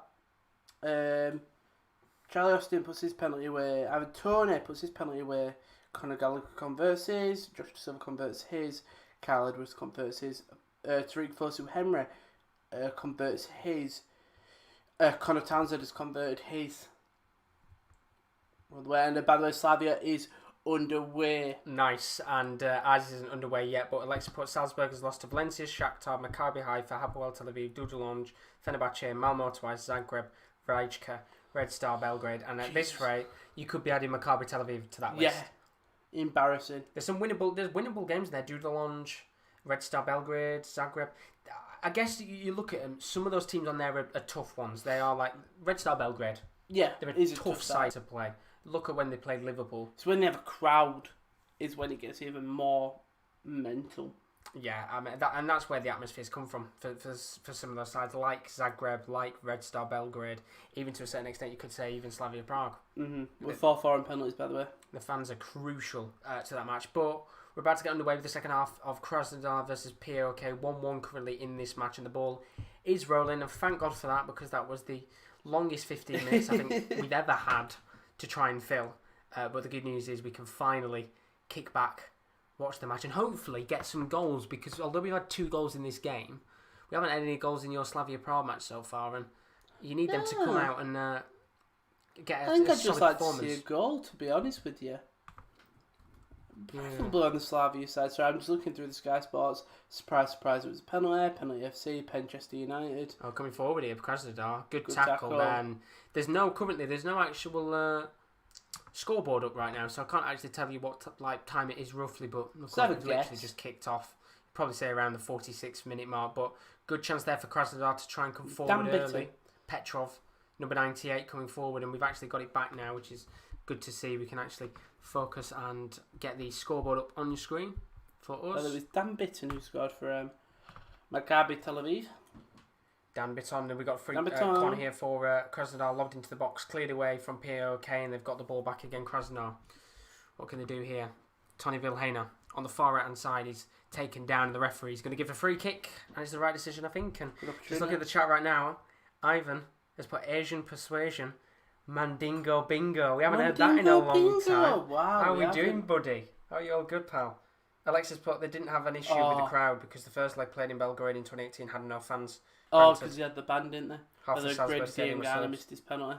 Oh. And then Norgard converts his. Brentford through. Not yet, I think, because I'll say in a second. Got to be through, surely. Alexis put Salzburg was better for 179 out of the 180 minutes, but conceded twice quickly and lost. Similar things happened versus Dynamo and Malmo. You've got to be able to stick your games, unfortunately. Exactly. Oh, we've got a goal. Not in our game, but in the game between Maccabi Tel Aviv and Salzburg. Szoboszlai, the Hungarian, who scored an absolute incredible free kick at the Nations League a couple of weeks ago. Yeah. He's just got a goal back in that game. And game on. 1-1, game on. Like I said, Leipzig, Salzburg in it now, actually. Absolutely. Bernard's put Mandingo Bingo transfer window fun times. We're gonna bring that back. We're gonna be back soon, aren't we? We said we'll try and do something with Jared Bowen. He might not be leaving West Ham, but we'll have to try and see if we can get Where's Bowen going. We'll see where he goes. You never know. Maybe. Oh, we'll see if there's a new player. Yeah. Where's Sancho going now? We'll have to find a player on the day who's been linked to about 100 different clubs, and we'll get it going again. Mandingo Bingo. I haven't heard that for ages. Asian persuasion. And penalty for Salzburg now. Wow. Jesus. Well, the space of the... Oh, no, penalty was Szoboszlai. Sorry. Right, yeah. Might have just said the goal a little bit early for you, Benaldo. My apologies if we have. We've got a throw in here for Krasnodar in the attacking half of play.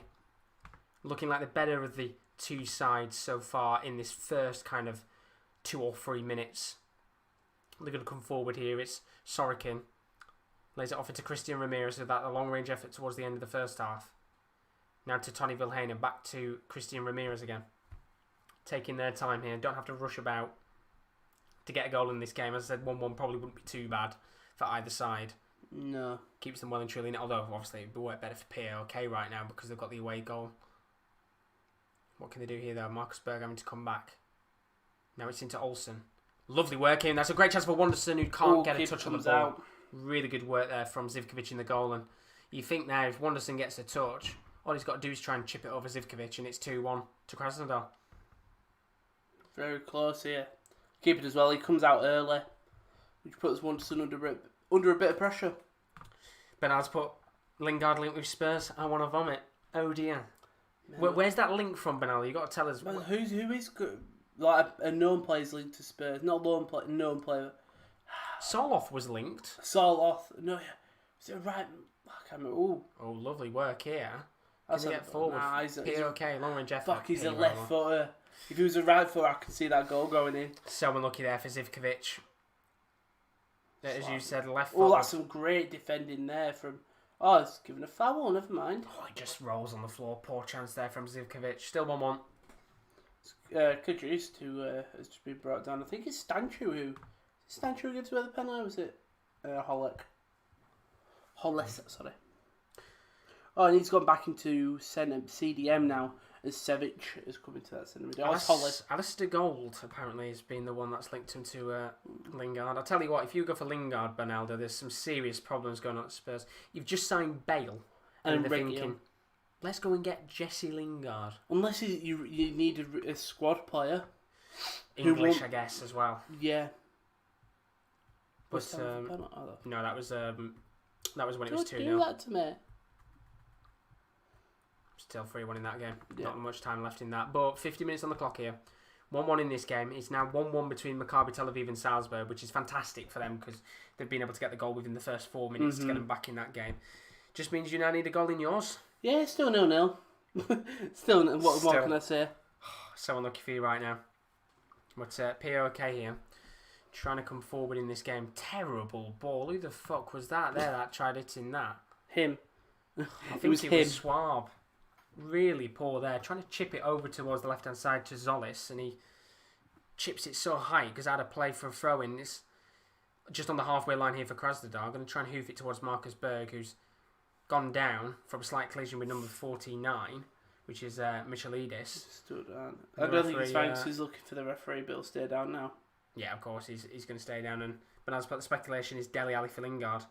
I hope that's false. Oh. Dele Alli for Lingard. That's shite. If Tottenham get money as well. No. If it's Dele Alli money and then Dele Alli for money and Lingard. Nah, I wouldn't even take it. No chance. Spurs' very own Lingard. I wouldn't even take it.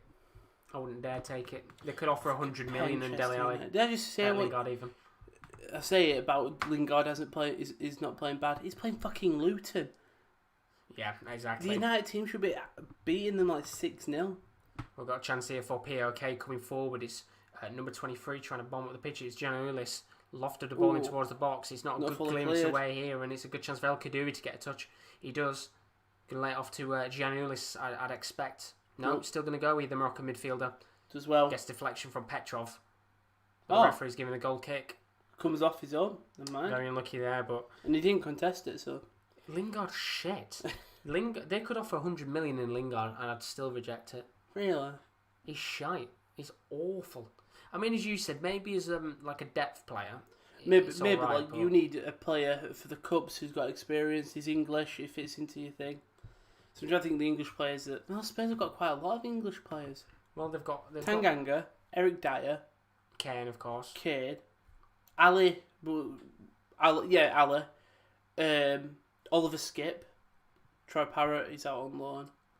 I think you can technically class Ben Davies in there with him being Welsh. Yeah, is it UK or English? I think it's UK, so then you could obviously put Bale Ben Davies in there as two. That's 7 already, and you've probably got a lot more if you actually think about it. It's shy. Honestly, Bernardo, if you get him, I do feel sorry for you. But we've got a free kick here for Krasnodar. It's I'd say about 50 yards out. Just towards the halfway line. Go on. Can they do something here? I mean... Oh, fuck off, get up. They've got players in the box for this. Oh! First big chance the second half, Rowan? Well, it was a shot. It was just a shot. And I don't know who it is. I couldn't see from the camera. I think it's one of the... I think it might be Sevic. I'm just going to look... Oh, it's actually him, and I'll let him off. It's Stanchu.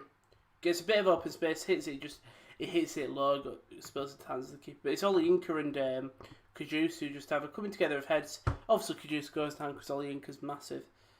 Well, Berg's gone down in the box here, calling for a penalty. Ref plays on. He said no.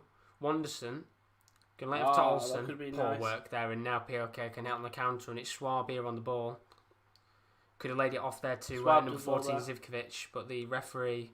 Slavia are making a sub as well. Has gone back here, giving POK free kick, and it's a yellow card for Victor Claesson. I think Peter Musa might be coming on for Tetra there. So the Peter Musa is Lucas Provod. Yeah, you'd expect changes soon. You know, it's 2-1 to Salzburg now. Wow, by the way. Okugawa has got the goal in that. So 2-1 Salzburg. They've turned it around very quickly. Fair play to when we talked about. Then 2 away goals as well. Massive. Absolutely massive. Maybe now, Alexa, it could finally be time for Red Bull Salzburg to stop the rout as POK come forward here. What can they do? Trying to come forward again into number 14 who takes the touch. Zivkovic still got the ball. The Serbian forward formerly of Benfica. Still going. Trying to loft it in another corner. That's a great challenge by Evander. Now play out to the wing. To Dreyer. Dreyer gets in the middle, but it's eventually cleared by Slavia. But it's nice from Mitchell and from straight. Well, just looking back at an opportunity a moment ago, which Berg went down in the box for a penalty. I mean, it could have been shouts for it, but I think it's a little bit too weak. Yeah, he does get nudged, but I think he's a little bit too weak to be a penalty. But this corner, if POK lofted in towards the box, I think they're going to get another corner here. It was just a tap in for Okugawa. Not too bad though. 2-1. They'll be delighted with that. Considering they 1-0 down in the first half, as we said, get a goal back in that game, and it's giving them momentum. Isn't it? POK got another corner here. Got a few players that said in the box that might be able to make the most of this opportunity. Oh, he's got an 8, but there's no more than 8. It's going to be lofted in by the captain, Pelkas, and it's not a good cross, really. Although it might come back to Pelkas. It doesn't. It's Tony Vilhena who gets the ball back. Now it's Wanderson with the touch, trying to get round the left back, but it's great work there from number 14. Fantastic work. Wanderson there with the got the ball for the throw-in. Number 14. I'm just trying to say it was number 14 then. There isn't number 14. Daka squares it in nicely. Yeah, Rowan said lovely little finish for them. The ball by Midtjylland. Oh, that's a great save by Collard. Still in the box and it's over the top. That's a great save by Collard there. And I don't know who is it. Is it Kaba? I think it's Mabil who gets the initial shot. No, it's Kaba who gets the initial shot. It's not even a wing on. It's a lovely deep ball in. And it's Cabbage just at the back post. He's beating his man. He heads it. Collard dives down low, and then it's Mabille just puts it over the bar. So close, but he just dives deep down, gets a hand, lifts it up. That's the biggest thing. It's not on the floor. At least now you're getting a couple more opportunities in this game. It needed something to spark it into life, and I guess even We're now... getting a sub soon as well, though. I don't think the sub's been made yet, though. A goal might be massive to just really spark that game into life. As for this one, 15 minutes now into the second half. It's been a little bit slower than the first half was, which is a shame because it was being played at a really good pace, but still a decent game so far. 1-1. Very open right now. A couple of yellow cards. We've had the 2 penalties, and there is a chance for Slavia Prague. Just going on now? Yeah, it's Techel. I think it's Techel for Provod. For Musa, sorry. Yeah, it is. Peter Musa. Techel, obviously 30 years old. Recently played Nations League as well, so he probably can do with the rest. I'm trying to get Peter Musa's age. 22 years old, Peter Musa. He's bringing on a youngster for an old guy. I think as well in that game, it's probably a case of waiting for somebody to make that first sub before the other team does. Start it all the moving action now. Yeah, exactly. And you've got to take a gamble because at least you've got 90 minutes in the second leg to, if you go 1-0 down, you've got another 90 minutes to try and get back into it. And it's probably the best result for Slavia, 0-0 at this point if there's no goals, just because you're at home. Absolutely. Still 2-1 to Salzburg in that game. You can see right now, half an hour to go with these matches, and we've got Krasnodar 1, POK 1. Very good first half, being a bit quiet in the second half, but still 1-1 in this game. Really well and truly wide open. Maccabi Tel Aviv now 2-1 down to Salzburg. They were 1-0 up from Bitten, but they've scored 2 goals in 12 minutes, the Austrians, against Maccabi Tel Aviv of Israel. So decent game that one has been so far. Still 0-0 between Slavia Prague and Midtjylland, but it's getting a little bit better than it did in the first half. It was a little bit quiet, but a couple of opportunities. Yeah, the Collar's really come deep here. He's practically the halfway line. Going to ping it all the way to the Olinka. Does well to get it down. Olinka Stanchi linking up lovely here. Krasnodar trying to come forward now. Tony Vilhena, who's had a large amount of time on the ball today.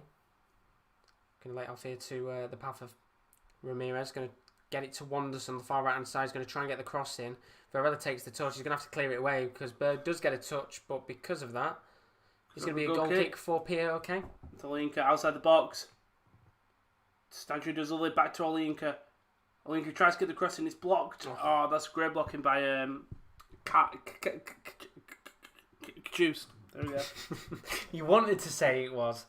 I was going to say Cal Juiced, then I realised that's wrong. It's Juiced. Some of the 3 games tomorrow night. Ghent, Dinamo Kiev. All right, game. 2 decent matches. Yeah. Nothing that. I think the only reason we're doing Slavia Prague is because they're my boys. Yeah, that's why we wanted to do it. We'll do the second legs, I think, of these, of course, with Slavia Prague still one and truly in it. Slavia, Salzburg, and POK will be going into the group stage. They will indeed. Either way, whatever happens tonight or in the second leg, if you lose the game altogether, you go into the Europa League group stages. If you win, of course, you go into the Champions League. Yeah. So either way, what happens tonight or next week, Florin, all 6 teams that are playing tonight are going to be in a group stage of either the Europa League or the Champions League. So they can be proud no matter what. Oh, yeah, you still get European football. You guarantee to. Of course, as you said earlier, everybody wants Champions League over Europa League. But either way, it's still very good. You take what you're given. Absolutely. I mean, Alexis, but Giannoulis has been terrific. Can't believe Klopp considered Tsimikas the better option. He's been very good tonight. Where was Tsimikas signed from? Olympiacos.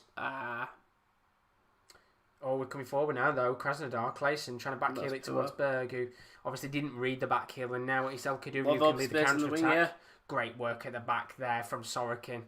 Had to get a touch on the ball, or I think there would have been thrown goal, POK. Havoka's just does some nice defending there. Just standing his ground, heads it out. Clayson. Mitchell Berg. well there. Clayson, still going. Just can't get the touch, and it's cleared away there in the end by, I think, Ingasson, who's going to hit this long. Sorry, Crespo, who's going to hit it. Does hit it long, and it's a very good touch, actually. Oh, it's a free kick. Shit. Now they're coming forward again, POK. You can see the run on the left-hand side from Tzolis. Is it going to be used? There's space here from Giannoulis. Now he's going to lay it into Tzolis on the far left-hand side. Still going, the left-back. Going to lay it off into the middle towards Pelkas. Can't get a touch. And eventually it's cleared away, but not necessarily a convincing clearance. El Kaduri. Ball came in box, headed away, but outside the box it was on Yeka. Just puts it over the bar. Trying to whip it in there, Giannoulis, the left back, which, as you said, I agree with you, Alex. He's had a very good game tonight. Trying to whip it into the box there. Zivkovic, Pelkas as well. No one really there to be able to get it into the back of the net, but it's not been a bad second half. It's not been as enthralling as what the first half was, but no team wants to concede here. No. And it's the same in your game, with it being 0-0. No team wants to concede an away goal. Because it really is, as they always say, it's like 2 goals, isn't it? Yeah. And that's the last thing that you want to happen. Well, Brentford did win on penalties. West Ham 5-1 up. Oh, wow, okay. Sebastian Haller, 91st minute. Yarmolenko, 92nd minute, just to collapse by Hull in the added time. Jesus. Man United still 1-0 for Krasnodar, because El Kadiri's making a bombing run forward here. He's eventually going to lay it off to Pelkas. Now it's Crespo who's made a bombing run forward. Still going to lay it off here. And Pelkas has got a chance. He's going to try and lay it off, but it's great defending there from Sorokin. Because I think had he have not been there, that would have gone in. But now there's still an opportunity on here to Zolis. Now into Giannoulis, who tries to whip it in. It's an awkward touch for him. Sorokin heads it away. And maybe Krasnodar can get on the counter-attack here. It's laid into Remy Cabella, who's actually had to come back to left-back here. And maybe they can just take their time and... Not bad there. POK looking having a couple more dangerous opportunities on goal, and as I said, Giannoulis, the left back, bombing forward, doing very, very well indeed. So I'm just looking at Oldham. They are still 1-0 up.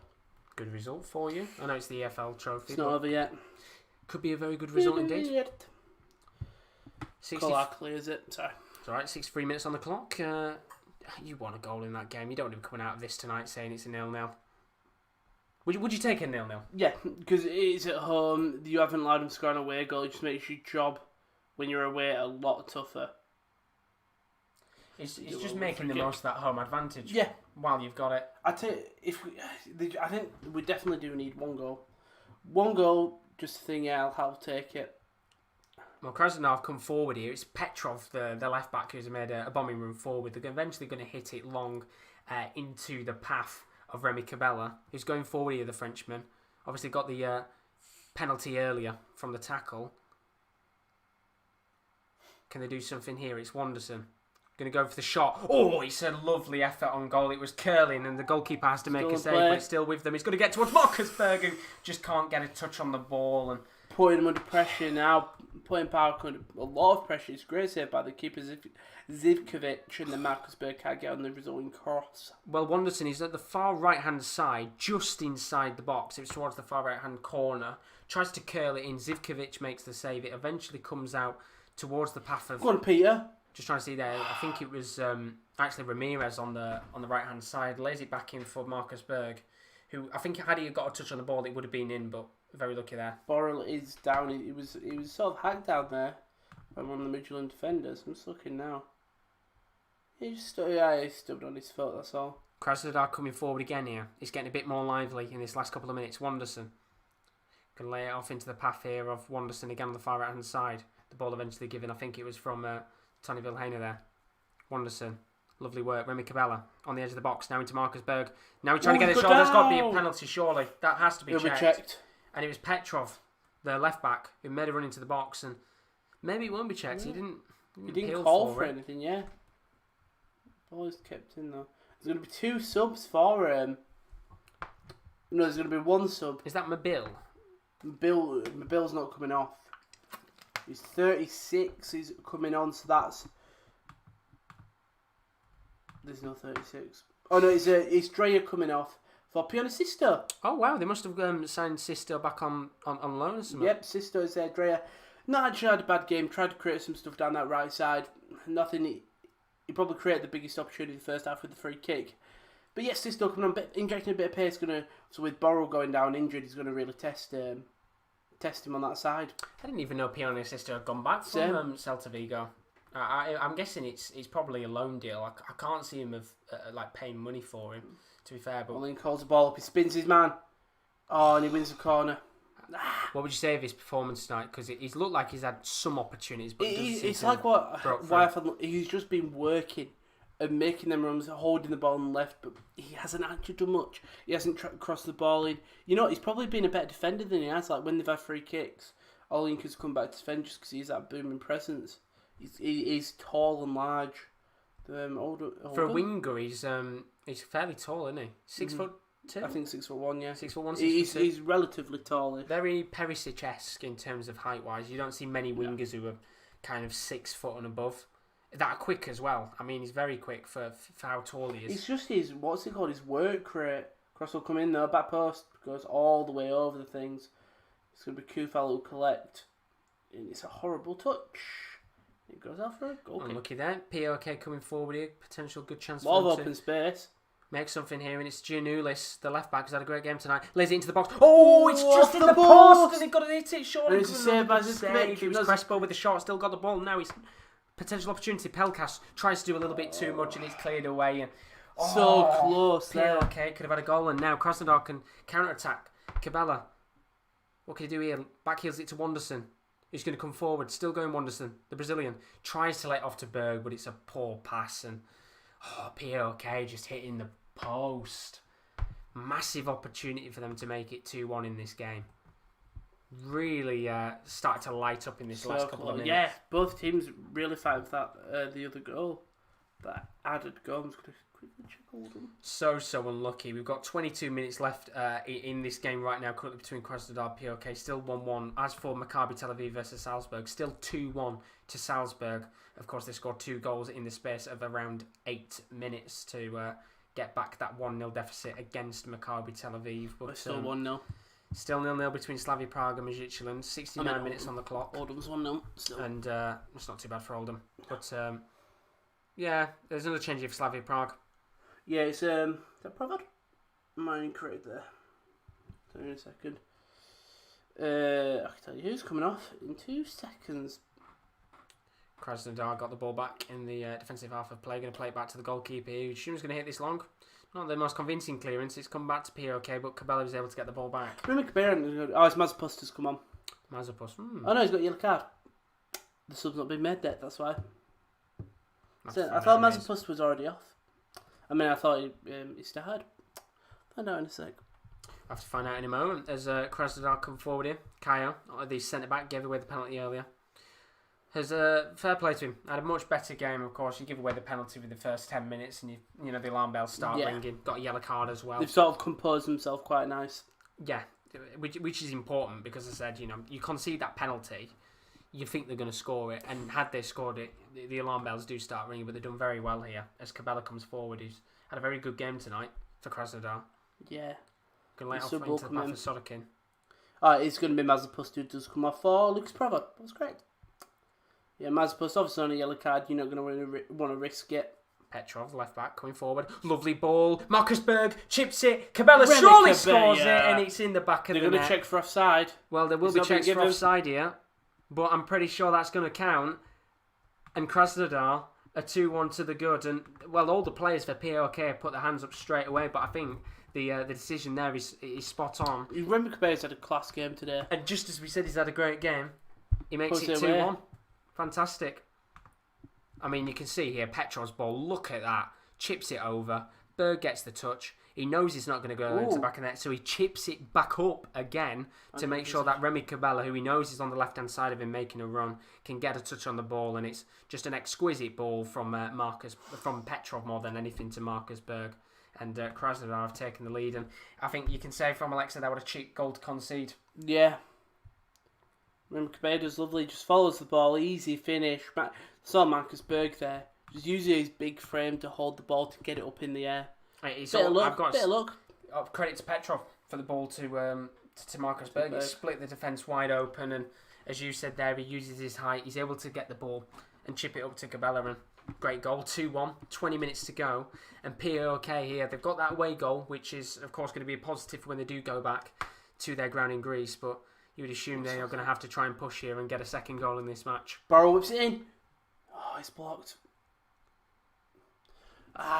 18 minutes left. It feels like time's starting to run out. Yeah. In the first leg for Slavia Prague. Slavia have definitely been the better side of the second half. I think the first half Midtjylland will provide great pressure to Olinka's controlled it. He's put it to the back.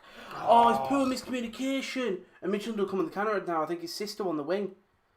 Krasnodar coming forward again here. Marcus Berg, good clearance away from Varela. If they can get a third goal in this game, it's going to make it very hard for the Greeks when they go back home. And through. Up, bunch of up space on the wing for Midtjylland.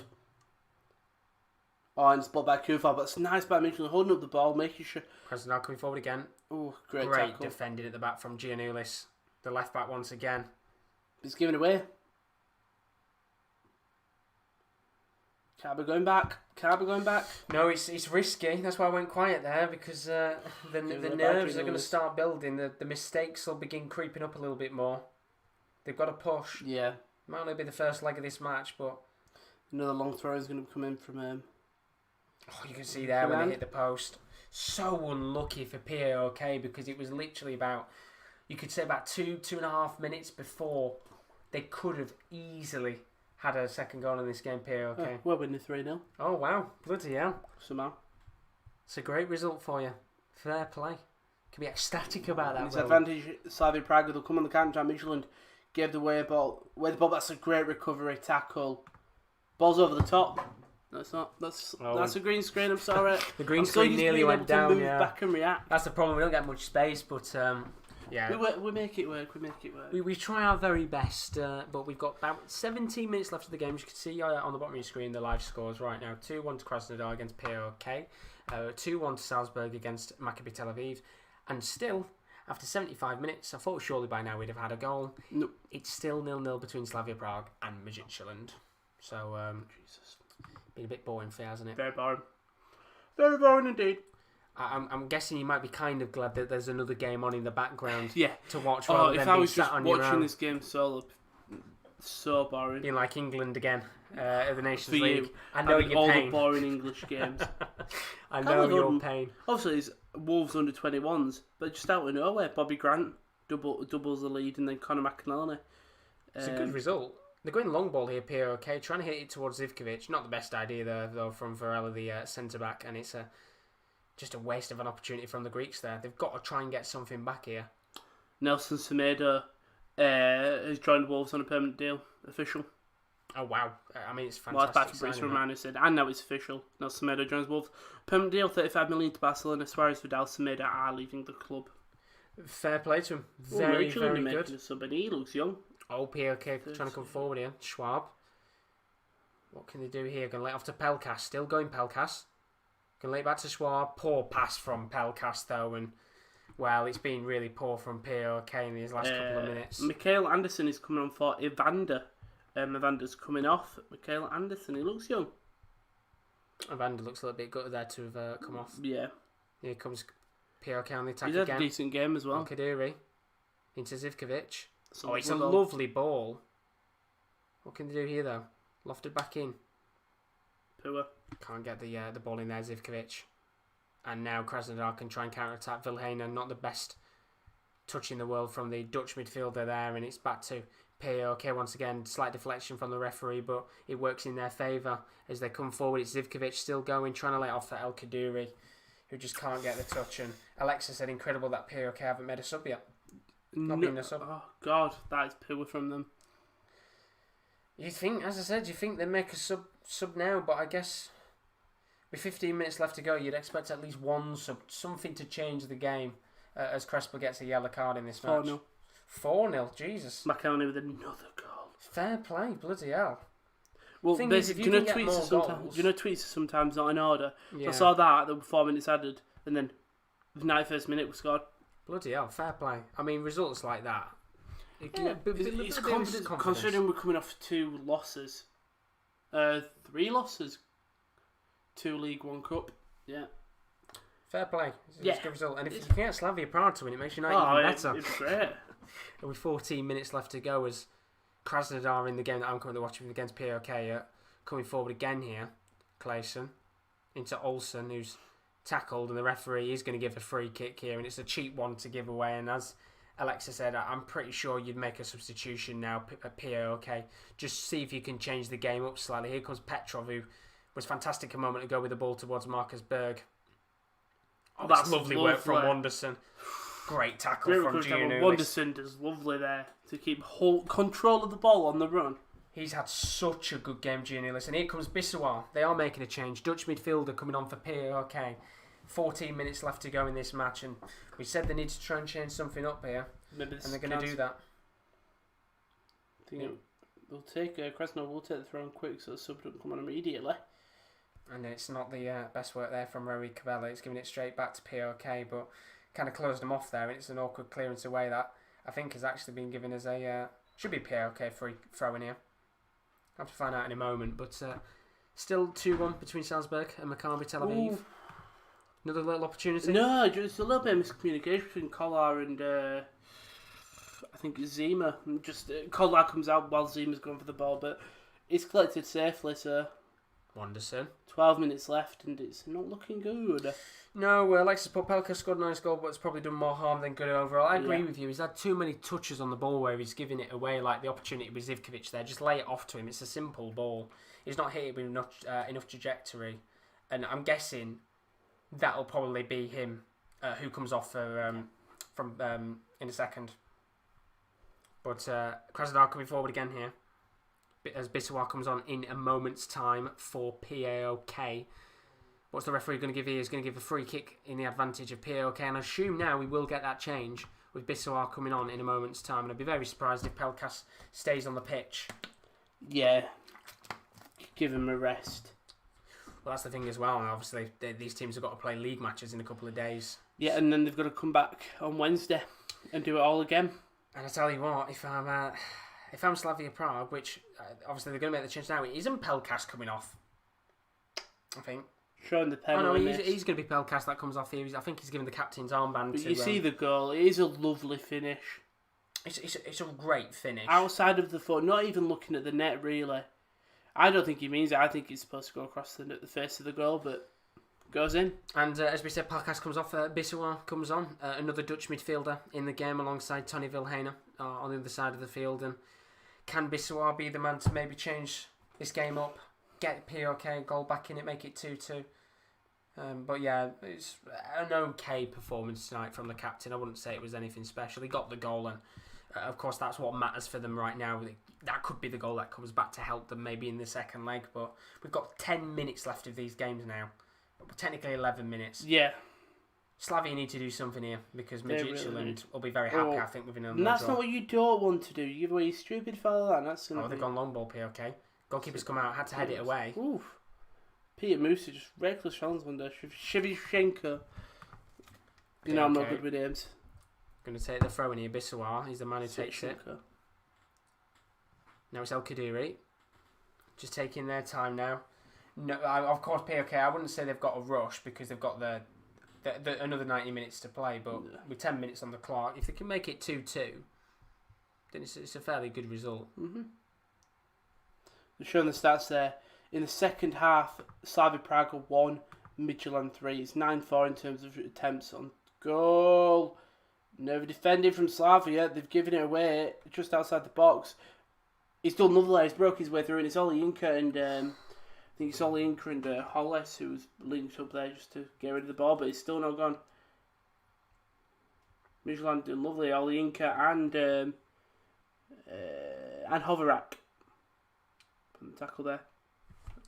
I mean, you can see Midtjylland, to be fair. If they could get a goal here, 100%, yeah. If they can nick a goal, then fair play to them because they've not played bad. And I think in the second half, they've had more attempts. I think they'd be fairly happy with an 0-0 draw. Oh, 100%. As we get a change here for Krasnodar, Remy Cabela is going to come off the pitch. Great game for him. Fantastic tonight, and it's going to be Daniel Utkin who comes on. I don't think he's really happy to come midfielder. Off. No, and great performance tonight from the French midfielder / winger. Should be proud of himself. Lovely goal he got him from and Watson are holding hands. The cross from the left back Petrov, but there's going to be a free kick here for POK. Going to be lofted into the box. Lovely header, but just wide of the mark. And you got to be making more of those opportunities. And I think it was Michalidis there who got the touch on the ball, and it was actually whipped in by number 14. Sosalis who whipped it in just wide of the mark. Very unlucky there. But 9 minutes left on the clock. 2-1 in this game. Maccabi Tel Aviv still 2-1 in that game against Salzburg. Salzburg coming back from 1 goal behind in that game. And 8 minutes left of Slavia Prague Magicland. I'm so sorry you've had to watch it so far. It's fine. I chose to watch this team. No, there are things that positives it can take, and there are negatives. Midtjylland played very well for who they are. Like Slavia Prague are the top Czech team. Midtjylland, I'm guessing they run the Danish league. I'm trying to think of other Danish teams. I'd expect him to be right up there. See, I can't think of another Danish team off the top of my head. Ulsterans, are they Danish? Swedish. The one that's the A team, Aalborg, no. They're Danish. Yeah. You got one, there we go. It's the one with the red logo and the A or something. Aalborg, that's the one. That is the one indeed. Going to the back. Nervy at the back here from POK. It was really sorry. to take a touch. And Midtjylland, big opportunity there. I didn't see it, but it's a great counter. But I think it's Pionicisto. Giannoulis. Oh, Giannoulis. Pionicisto it's 2 against 1, and Sisto goes across and Kufal just makes a block. But big opportunity for Midtjylland here, and it's Nervy from Slavia Prague were great. It's going to be a long throw that I think does come in for Midtjylland. It's going to be Well, Krasnodar coming forward here. What can Utkin do here? Just come onto the pitch a moment ago. Number 47 in this match. Can let off to Tony Vilhena. Now it's into the path of Olsen. Just take their time now. There's no rush for Krasnodar. They've got the lead. George Kolar with the save. Oh, and it's Svirchenko, the goalkeeper, not the keeper, the centre back. There we go. Svirchenko, thank you. The other man we named. He finds himself in open space, and that's a great save by Kolar. But how's he been given? So it's from a poor defensive mistake. It's a great shot by him. that's a great save. That is such a good save. And it's a good shot, and Kolar just gets that one hand to it. That is such a good reactionary save from Kolar. That is the type of save That's that why keeps you in it. Slavia's most expensive player on the team. Fair play to him. Great save. And I think there's another substitution here in the game for POK. As I said, they've got to go for it now. 6 minutes left on the clock. And coming on in this match, Zolis is coming off. And coming onto the pitch is Siderski, the Polish winger. Cross comes in though. It's headed! Oh, it's blocked. Jesus. I think it's a foul. Nervy times. Very nervy times. Prague. I think is that Kaba? Might be Kaba. Nervy times. Bloody hell. It's been blocked by Havaroka. Jesus. Yeah, it's number 9. It's Cabri. Gets up high well, and look out Havaroka's there just to block it. But that's a poor ball given away there from El Kaduri. This is how they play when they go to Midtjylland. I don't see them getting through. Really? No. I mean, that's a worry. They need to try and get a goal in this game if they can, because, as I said, I think 0-0 is a very disappointing result in the respect of things. You've dominated the game. They have. Dominated. But there's been nerves. Link puts cross in. It's still going to go outside the box. There's no room. Go back out to the wing, and it's cleared by Midtjylland. But Midtjylland, when they've had them big opportunities, and Kolar's been forced to make the saves, I think Midtjylland have looked solid defensively as well. Yeah, they've looked fairly good tonight. Fair play to Midtjylland. They've looked. You could say their game plans worked better. It'd be nice to see them in the Champions League as well. I can't even remember the last time they were in the Champions League. To be honest, Probably a long time ago. But they're coming forward here, Slavia Prague. And then if he gets to the ball, solid tackle by him. Then we'll get along. Ooh, Slavia plays down. We've got an injury in the Krasnodar game. Wanderson looks like he's limping very slightly. It's going to be a yellow card for. Doesn't he look like Kazawa? He does look like from Kazawa. the side, yeah. Oh, Magomed Suleimanov. Suleimanov's come on, so that's all the changes made for Krasnodar. We've 5 minutes left to go of this match. I'd assume maybe POK might make one more change in their game and use all 3 up while they've got the time to, but Krasnodar here trying to push to get a third goal in their game. Salzburg still 2-1 up against Maccabi Tel Aviv with a minute left of that game. Well, Paulinho's been given a yellow card. I'll be honest, don't know who Paulinho is because there's no Paulinho on there. There is no Paulinho on there. It might just be the player's abbreviation. Maybe. Paulinho's in the book though. A yellow card for a player who apparently on Google isn't even on the pitch. Not even on the pitch. Let's see. Might not update him, but surely his name would have been there. And it's cleared by midfield way down. This is a good opportunity for POK to come forward. Here's Bissawar on the ball. You can see Giannoulis on the far left hand side. He's going to lay it off to him. Can they try and connect with some of the substitutes that have come on there? He's one of them, Bissawar. And it looks like they're going to have to play it back here and running out of time now, POK, to get something back in this game. They've got the away goal, which is the important thing, especially when they go to their ground next week. Here comes Crespo, former Aston Villa fullback. Now it's to Bissawar, trying to get towards Crespo. It would have been lovely 1-2 football, but the referee is going to give a free kick to the advantage of Krasnodar, and you can see the frustration starting to grow on FPOK. Sviatchenko just made a great block, gone out for a Slavia corner, but great block, good defence by Sviatchenko again. He's had a great game. It's a great clearance. It's a great clearance, but giving it a free kick, and you can see frustrations now. Yeah. Very disappointed. Just like to look at the stats, actually. Come on, corner will come in from Slavia. Comes in, he's outside the box. It's hit on the volley. It's blocked in the air. It's hit! It's wide. I mean, if you can get a goal like that in the game, then that'd be absolutely fantastic. Get a nice late goal, make it 1-0. But we've got a yellow card, I think, coming out here for Krasnodar player. It's a poor decision there from Marcus Berg. I don't know why he's done that. I think he's pushed one of the players down, and he's got the free kick given there to POK. Luckily, not in a dangerous position or anything, but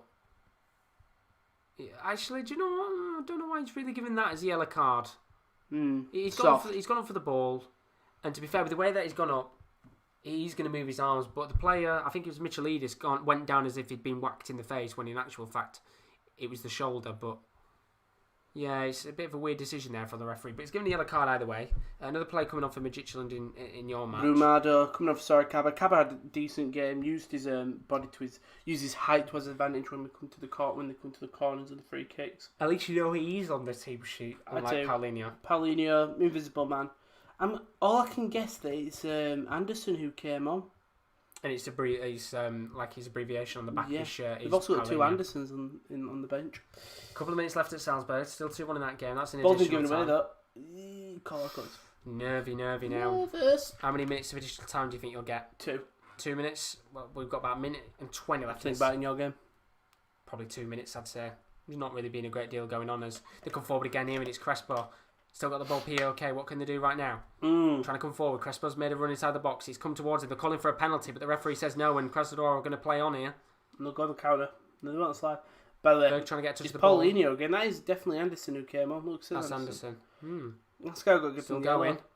Trying to loft it in. Bissawar back heels it, which is a stupid decision, but it's come back to POK here. Stupid free kick to give away in such a dangerous position. It's Anderson who just kicks Kufal. 40 seconds left of this game in ours. You've got, well, apparently it says plus. We've just nothing. got plus. You've just got a plus on yours. Well, you don't even know how much it might be additional no added time. It might be a no added time, but 30 seconds left of this one. And Slavia are going to make a substitution just to draw the game out a little bit. It'll be Stanchu will come off. I'm guessing maybe Traore. The Stanchu of Takas. Oh, look who they're bringing on. Somebody big. Someone big. They trying know to there's lump no it towards time. them now. Same as what POK doing, and hitting it long ball in this game, trying to see if he's giving away though. Oh, it's free kick. Nervy. Header. It's gone over. Wide of the mark. Oh, just a bit of a fight going on now, even in this game between 3 minutes POK at a and time. Krasnodar. 2 minutes in this one as well. And, we're a minute deep into ours, so yeah, 2 minutes now for everyone. I think it might be maybe more than 2 minutes in this one. I'd say anger now overwhelming the players.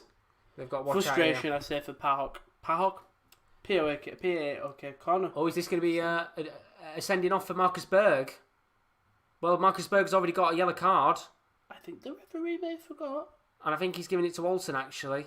It looked like he directed the yellow card at Berg. It's not Berg, it's Olsen. And I thought for a second there, he'd sent off Marcus Berg. Salzburg game is finished. Oh, he didn't control it.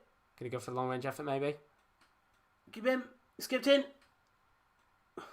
Oh. Nervy times for Slavia Prague. Salzburg, game finished 2-1. Great win for them. They were 1-0 down in that match. Krasnodar, there's a couple of seconds left in this one, I would assume. Got about a minute left. Can Slavia Prague nick something Peter Musa there with a minute to go? Taking a shot. It's deflected off Sviatchenko. Big moment for Midtjylland. I think Midtjylland do deserve a point. I think both teams do deserve a point. Both these games, both teams are looking strong. Here come POK coming forward. Giannopoulos. Lovely pass to Bissawar. Can he get it into the box? He's facing the wrong way though. As you said, he's going to have to turn to the right here. Lay it off Cross to comes in. Omar El Kaduri. It's blocked on the first man. Shot outside the box. It's blocked. Olinka. Oh. It's offside. That was the opportunity. It was the moment. That was the chance. 90 minutes. You'd have thought there if Olinka was to win it. Just they'd seeing be it now, lose. and it just can't. It comes outside the box, and it's come off Olinka back to him, and he goes to shoot, and it's kicked into him. And well, there's 10 seconds left here, and Bissau's giving the ball away, and surely that's going to be it in this game. Unless they can get the ball back here, which I highly doubt Put him it. under pressure, it's clear. They're going to hoof it away, and I would expect the referee's whistle to blow very, very quickly. 1 second left on the clock. The referee's whistle is in his mouth, and that is that. Krasnodar have got a 2-1 win. Still a little bit of time left for Slavia. And now it's going to be time over at Slavia. Someone's gone down, though. Oh, it's on the line. Kolar makes an incredible save. Oh. He makes an absolutely incredible save. Literally on the end of the... it's hit 3 minutes and 13. There were 3 minutes out of time. The cross comes in. It's from Sisto. He's under a lot of pressure there. Oh, Kolar's made an incredible save. Reactionary save. He's had a stellar game. That is an incredible save. And the referee blows his whistle. And I tell you what... Very, very lucky there to have not gone 1-0 down at the end. Wow. That's a great That's save. an incredible save by Kolar against Vin. And that's why I said I think the game deserves to be. Jesus. As it was. And that is that. All 3 games tonight for the Champions League playoff first legs have finished. And as it currently stands, Slavia Prague 0-0 against Midtjylland. There's a 2-1 win for Red Bull Salzburg against Maccabi Tel Aviv. And a 2-1 win for Krasnodar against PAOK. Rowan, happy or disappointed for Slavia? If you watch the game, even both teams do deserve a point. As a Slavia Prague fan, disappointed. You want to win. I think realistically, it does deserve it does deserve a draw. Big missed opportunities from both teams. Kolar's kept them in the game, though. There's been at least 3 from Midtjylland where it should have been a goal. It really should have. Kolar's kept them in.